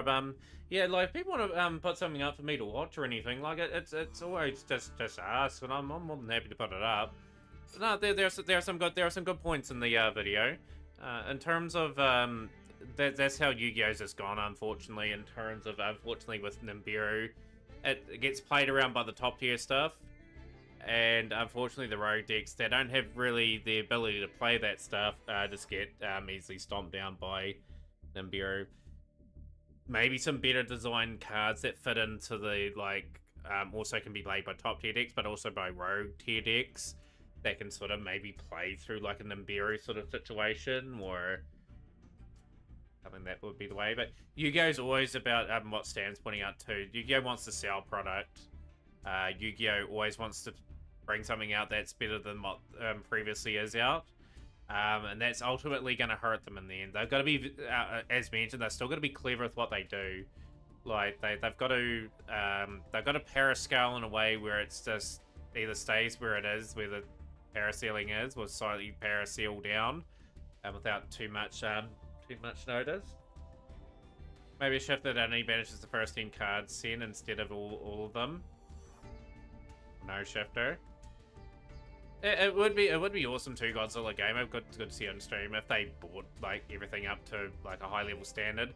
But would people like to see like those style of decks like Teal'c and Snake in every single thing that they build? I don't think they would.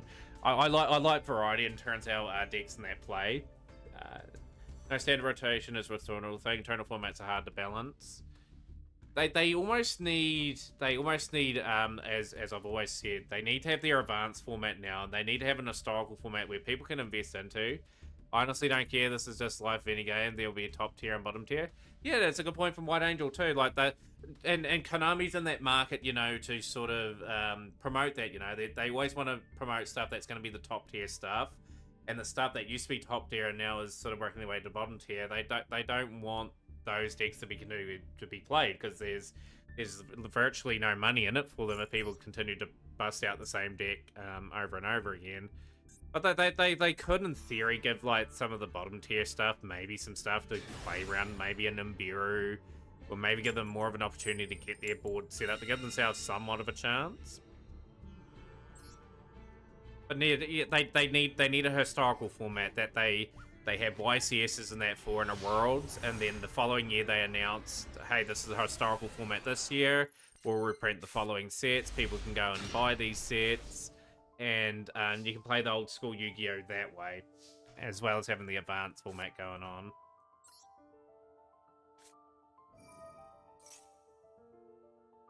Just hoping for Max C there.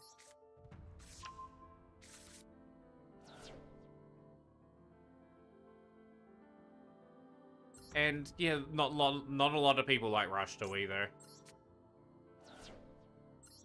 Give Rodex there an archetype. I thought Emaguchi. Oh, good to see you, the Digiartist. Feel free to join the conversation. We were just discussing a Team APS video. I think Konami would make people a lot more happy if they managed to make Rodex a lot more viable, and think that a new style ban list would be in order. What a great podcast. They brought up a Digimon ban list, and it works is that certain cards have restrictions on what cards they can be played with. For example, they took Fiends and said you couldn't play it with a deck that had... That would be incredibly hard to manage in Yu-Gi-Oh! Incredibly hard to manage. Let's go Triple Tactics Talent. Really looking here what they've got. Oh, we better draw us anyway.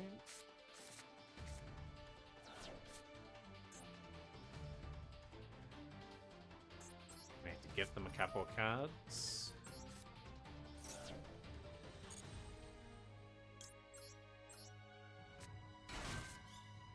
I'd like if they made Rogue decks a lot more viable, though. I do agree with that. Like, people still like to bust out an old deck and everything, and that's what the game should be about as well. They should cater to that audience a wee bit as well. Like that, Yu-Gi-Oh's in a unique position where they can introduce a lot of that sort of stuff.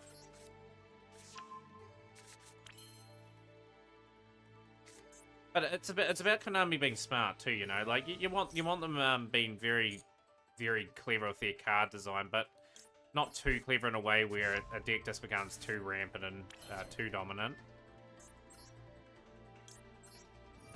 Just need to draw into a good.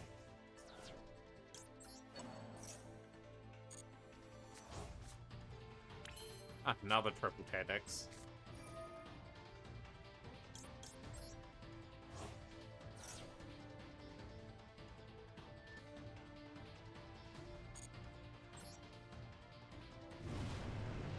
But I look forward to the fresh new deck, Nico. I'm gonna have a fresh new deck myself next month too.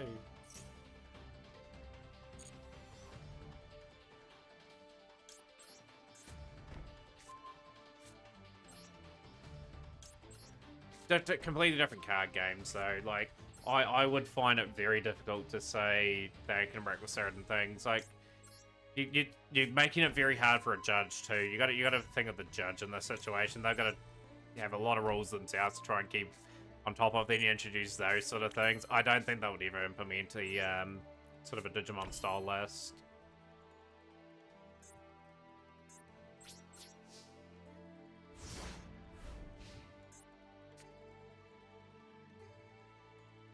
Is it? That's the problem. People want these broken combo decks now. And, like, there's not an awful lot you can do about it either.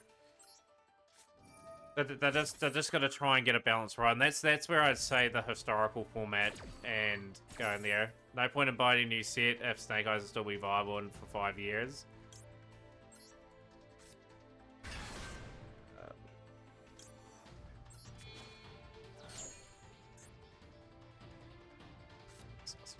Here, do a Swarm.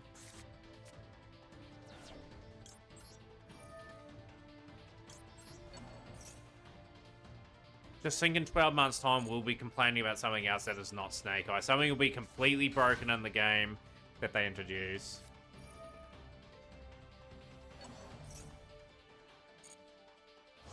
But yeah, I don't think a Digimon style list would work. People would try to really bend those rules. It'd just be too complicated, I think, to imply into Yu-Gi-Oh! Could be wrong.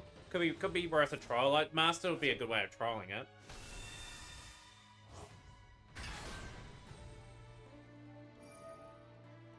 Sending.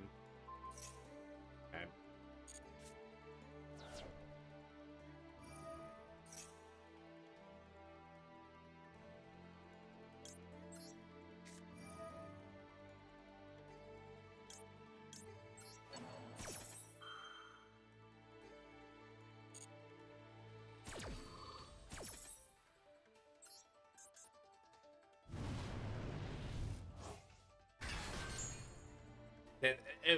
Godzilla's point is a good one. It's well intended, the point, but I do see people arguing like crazy. Sort of, oh, why is this allowed to be played with this deck and why can't I play it in this deck, sort of thing. We're just opening ourselves up there to a real disaster, I think, if you were to say that. But that's just me, though. Like obviously, Neuron, you can sort of submit a list, and if it meets it could well work.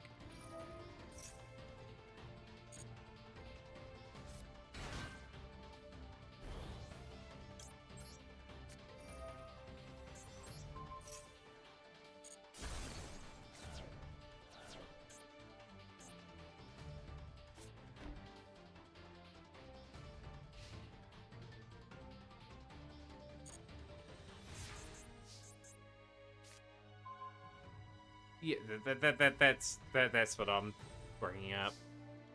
What do we got? Activates.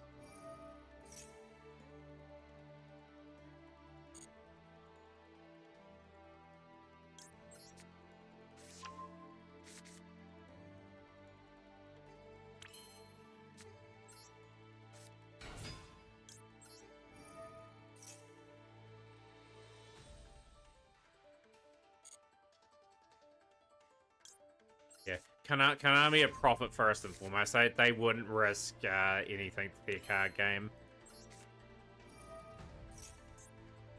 That's great. Okay, we've got Unending Nightmare. Okay, that makes things a bit easier for me now.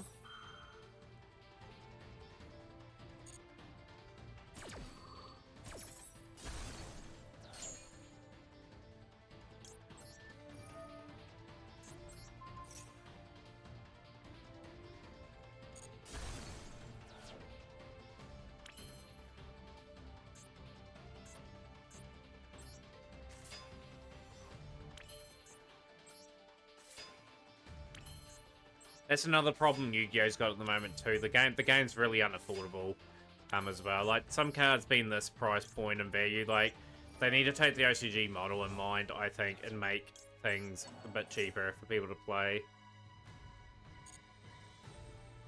Oh, you'll be surprised, Godzilla. There's another deck coming out with Azumina that will result in people playing still Snake Eye.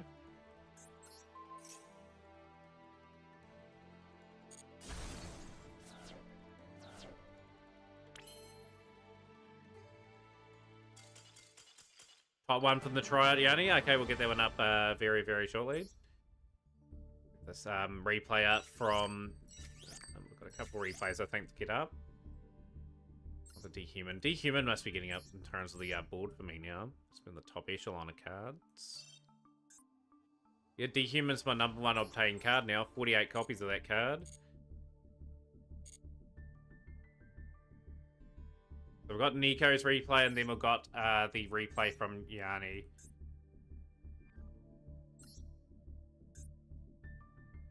But yeah, even a slight hint if Konami felt their profits were going to be impacted, they would never try a Digimon-style list. Like, say for example, if Fiendsmith could not play the Poplar, for example, that's revenue they're going to miss out on. A person that was going to play Fiendsmith with the opportunity to play Poplar, they miss out on revenue because people won't buy that card. Another deck would have to buy it. So they'll be thinking about the customer or the consumer of the game too.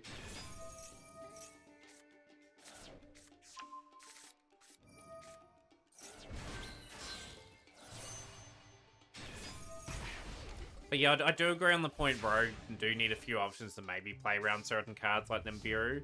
Like a card that obviously would benefit the top tier decks, but the bottom tier deck, if they draw into that particular card, would say, for example, have a shot at getting their combo out. Fiendsmith. So Nico getting in some work. This is Nico's new build. I'm looking forward to seeing this. I'm getting a few Sprite cards here and there. Gonna get Gigantic Sprite at some point. Get a copy of that for my ninja build. Malfi of the Forest.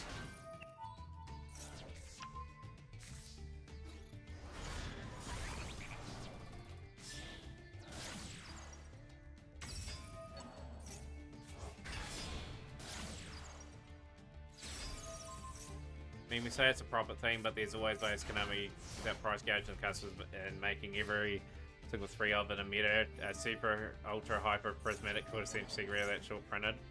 And that's one thing that they shouldn't be doing.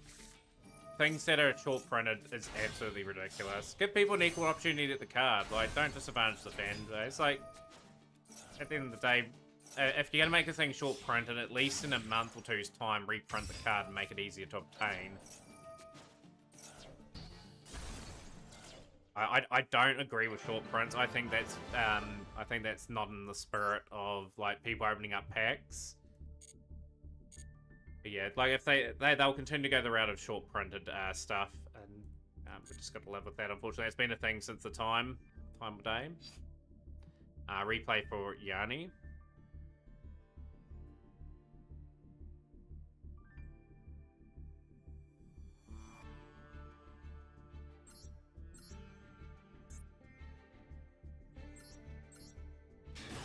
Replays.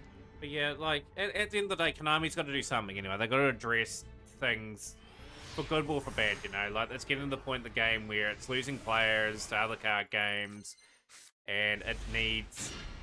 it needs to be rule refined or something, or switch up. They should switch to the Pokemon rarity system. It's better for everyone. What's the Pokemon rarity system? I obviously don't follow enough Pokemon.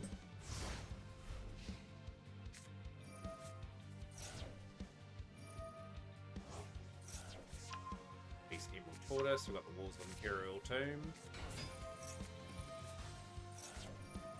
All cards come in all rarities. That would be the way to do it.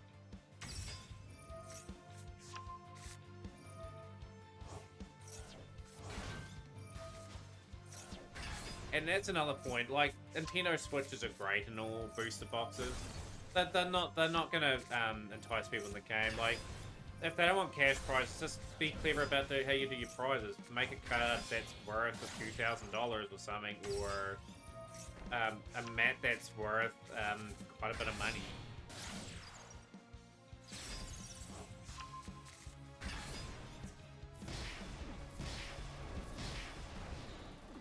Strong head still with the hand Yanni has drawn.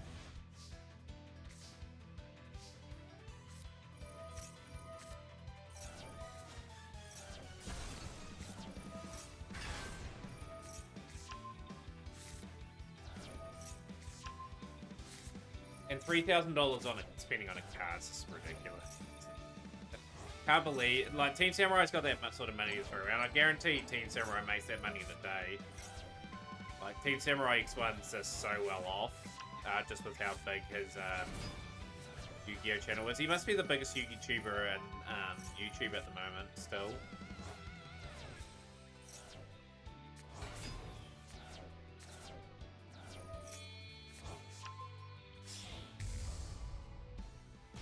Don't we all love spending money?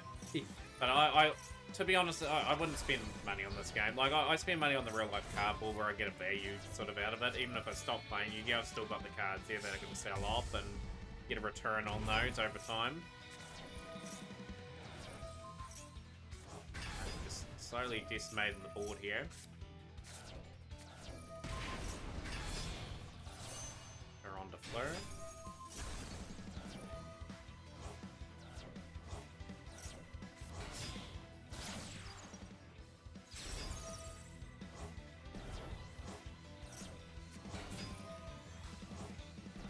I think they have to be careful Counter Crush. I think the reason why they have to be careful because these other games are enticing very big prizes. Like, I think the top 32 in Pokemon, like the 8th place person got like $5,000 sort of dollars or something, like US, for finishing in like a top 8 sort of, and the top player got like 50,000. So they're just like, Pokemon's obviously a huge game anyway, like miles bigger than what Yu-Gi-Oh is, but just a bit more smarter in terms of prizes and that, and like people come and go from Yu-Gi-Oh. You know, people come when the format suits them, whatnot. 32nd place, there we go. I knew it was something along the lines of that.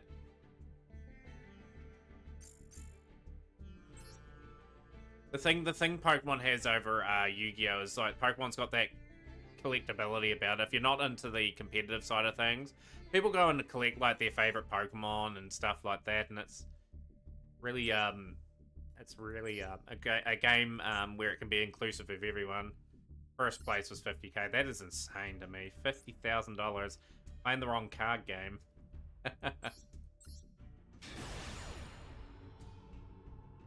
That's a gripe. That's a gripe that I get as well, Stam. Like for people that say, for example, voted for Team 7 to win, shouldn't all those players get 2,000 gems? And the winners of the Master Tournament should get like a unique card or something. First place of One Piece got a $190,000 card. I'd be selling that straight away. That's the thing, without an anime, people can't roleplay their favorite characters, and believe it or not, that's a big part of why people buy cards. Yeah, Yu-Gi-Oh! Hasn't been on the tallies for a long time in the West. I think 2018, 2019 was when Yu-Gi-Oh! Brains sort of making its run in the West. Even then, it was sort of only limited showed in some areas, and here's Centurion Primera being potentially tried to be stopped.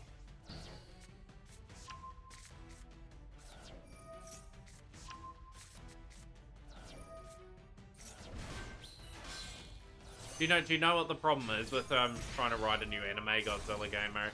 Just think of all the combos and that Yu-Gi-Oh! Does now. Like, imagine trying to write a script with trying to explain a turn that spams out a big board now. You'd have to write it so without all these overpowering cards. Like, your whole episode will be dedicated to a turn of how to explain how they've set up that book. It's so hard to write for. Like, I think even the writers in Yu-Gi-Oh! Brains had a tough time, like, writing out their duels.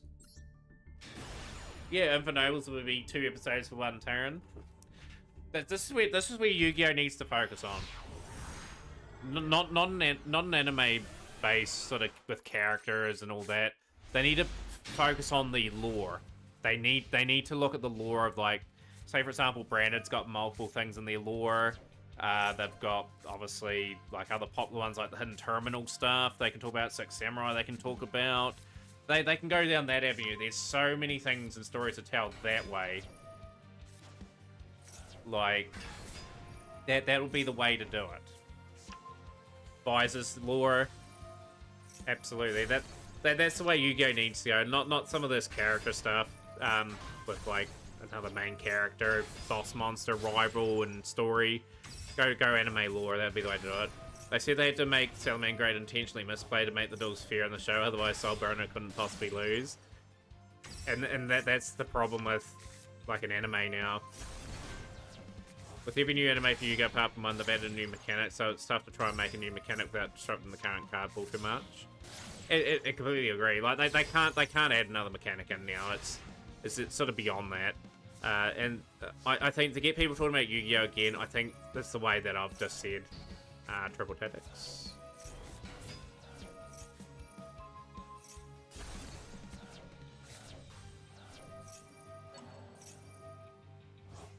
Yeah, imagine trying to incorporate some of that. Could they incorporate maximum summoning into the main game? That's the only new mechanic they've really added in Go Rush.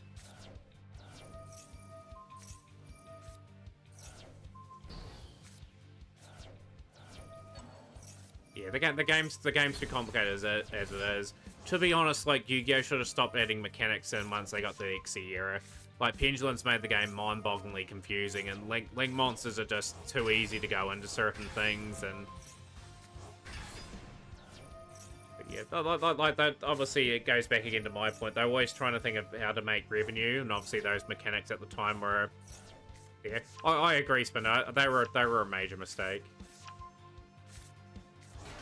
Major mistake for the game.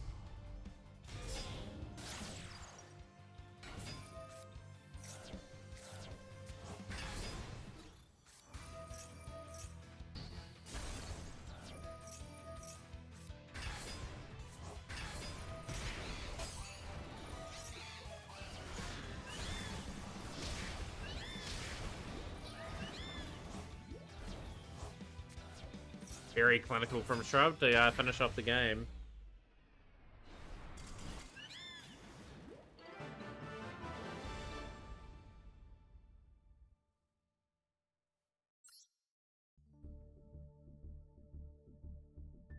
Yeah, like, they should have had their own way of doing things. Like,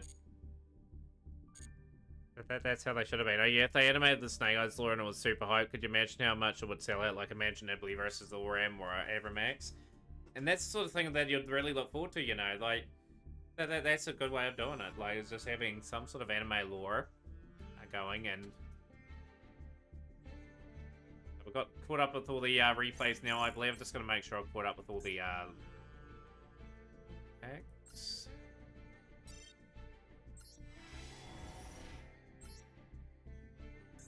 Second copy of the Doomstar Ultra, I'll take that.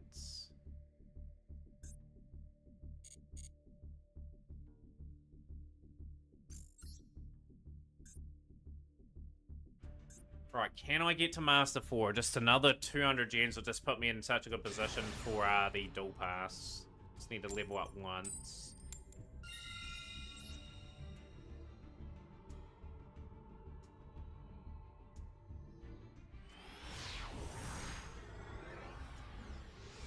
Oh, exactly. And that's puzzling me as to why they're not doing that. They're showing those animation chronicles, like they can show they can do the animation. Let's see. Gonna have to get rid of evenly. Okay, cool. Fine. Out of here.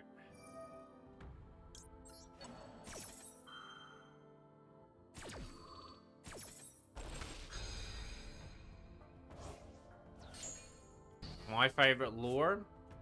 I have to think of what my favorite lore would be there, and we will send... I'm going to send Reinforce away. Just so I've got potential to get the Turbulence out, if need be. Cool, that's an Imperm gone.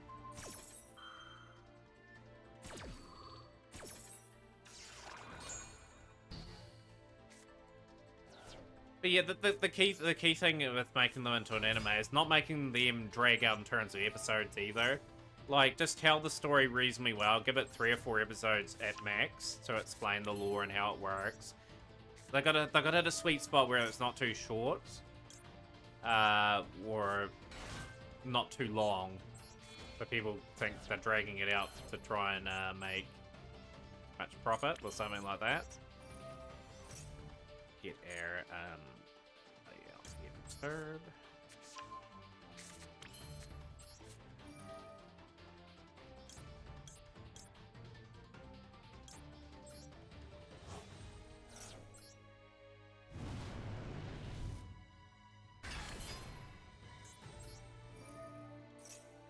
Oh, exactly. Like, it ain't for everyone. People with 3 to 4 episodes too short for some.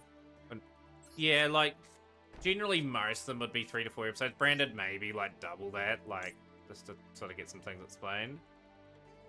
Will be a lore-based one. Like, the last Yu-Gi-Oh! Anime, but they'll have to go through all the Go Rush stuff. I sense I'll do Go Rush XE, Go Rush Pendulum, and Go Rush Link. They'll still have, a bit of work to do on that one. We'll go SP the Little Knights.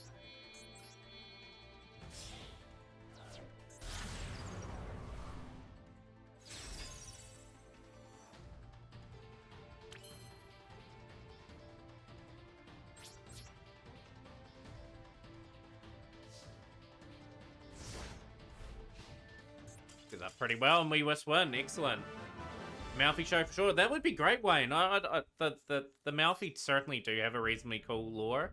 And that's another 200 gems. This again continue on a good season that we're having. And we do need the gems at the moment.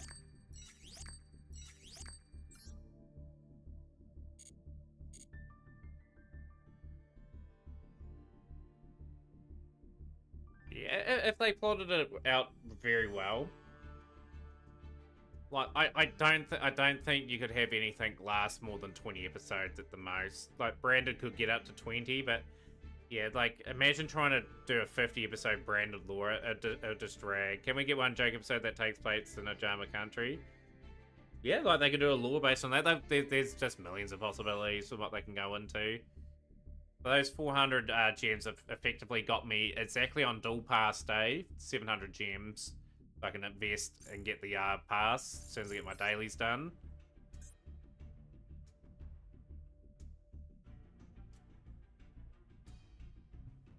Yeah, Sky Striker have their own manga. They could easily adapt that as well. Speaking of Sky Striker, I pulled a very good Sky Striker card today.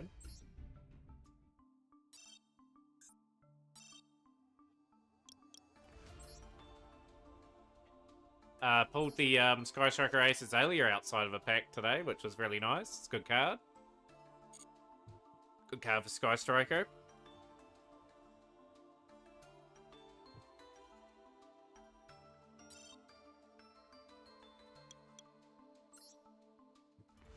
I think a lot of the game mode success is a mystery. The big reason why I think, or in its success was a failing series, it was cool to find stuff for yourself as community. Now it's just splattered on your HUD and yelled down your ear.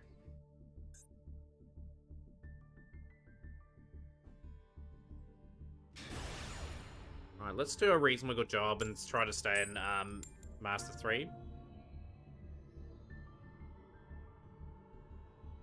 Did you invest a wee bit today too, Nico? I'm really, like I said, I can't express it. I've said it multiple times, probably more on the stream today. But getting 2 shifters today in Heavy Storm was just massive for me. Like, in terms of tempo, we're just so well prepared. Just feel free to do whatever you want in the stream, Trav. It doesn't bother me.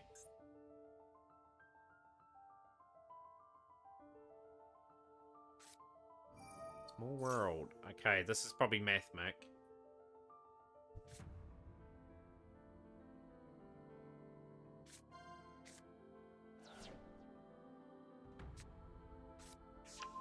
Got nothing to stop Mathmic, unfortunately.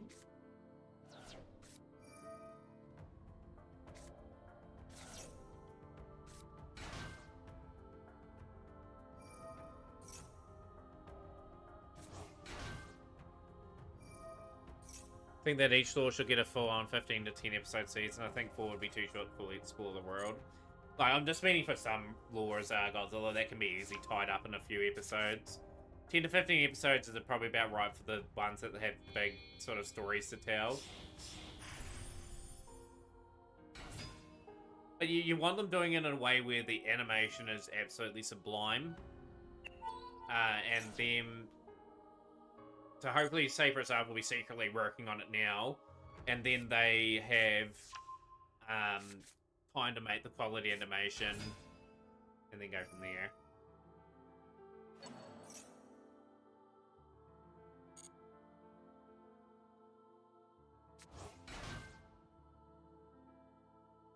Other things Yu-Gi-Oh could potentially have for going for it in the next wee while, like Yu-Gi-Oh VR. Did people see that? That was shown at Worlds. I mean, a pretty nasty board, I do say.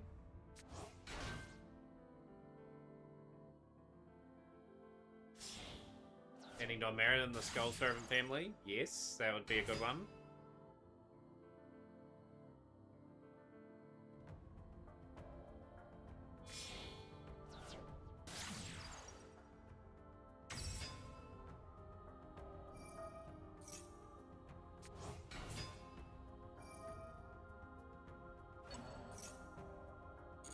Oh, Mathmaker stood the test of time. Like, I remember playing them this time last year. Remember back in the Shingler as a kid trying to solve the day one with the powers as if we ever could, but it was that fun and a lot of people's.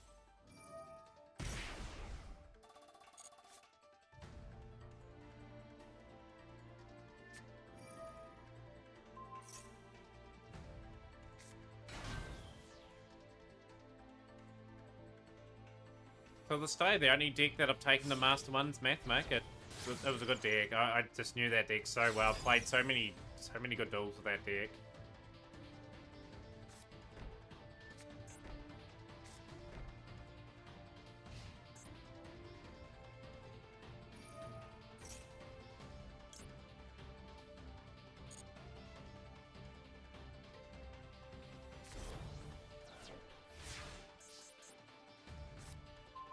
Two triple taps.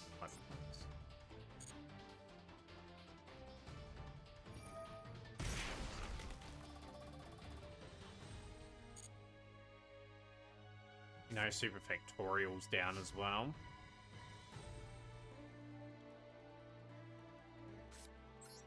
Ah, that's still super factorial.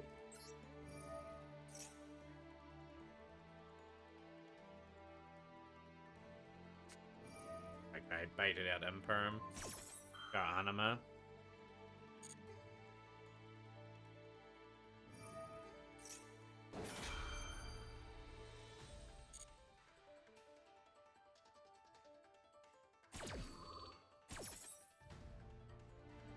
It's a shame games go that way, Shrub, too, where leaks and reading code, like spoilers are good and all to a point, but it should be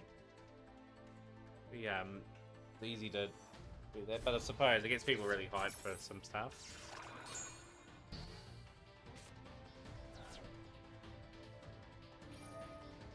Not worried about Dotscaper.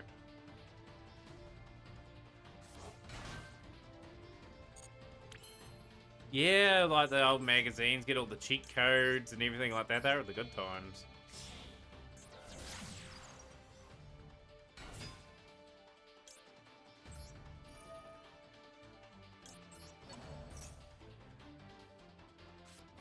Tutorial.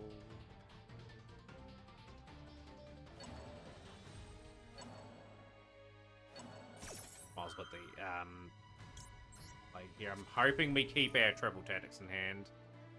5 meter.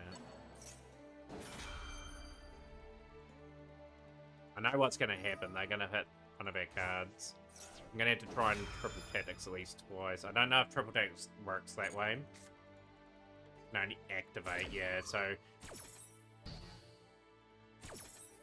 And I played it on the Imperm column, doesn't matter anyway. We're going to lose that too anyway.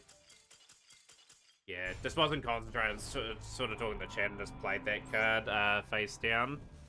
Well, not face down, onto the field into the Imperm column. Just lost us there, our duel, unfortunately.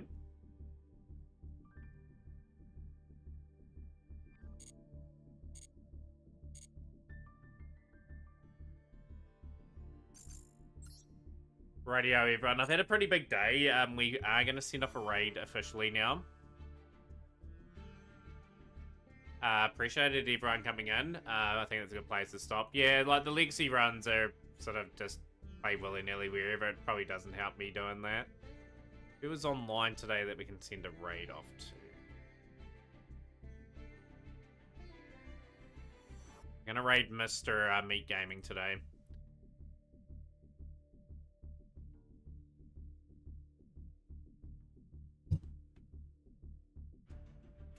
So check out Mr. Meat Gaming stream. We'll see everyone tomorrow. We'll be in the duel room tomorrow. I've done what I intended to do today. Pretty monumental day for us. We'll send the raid through.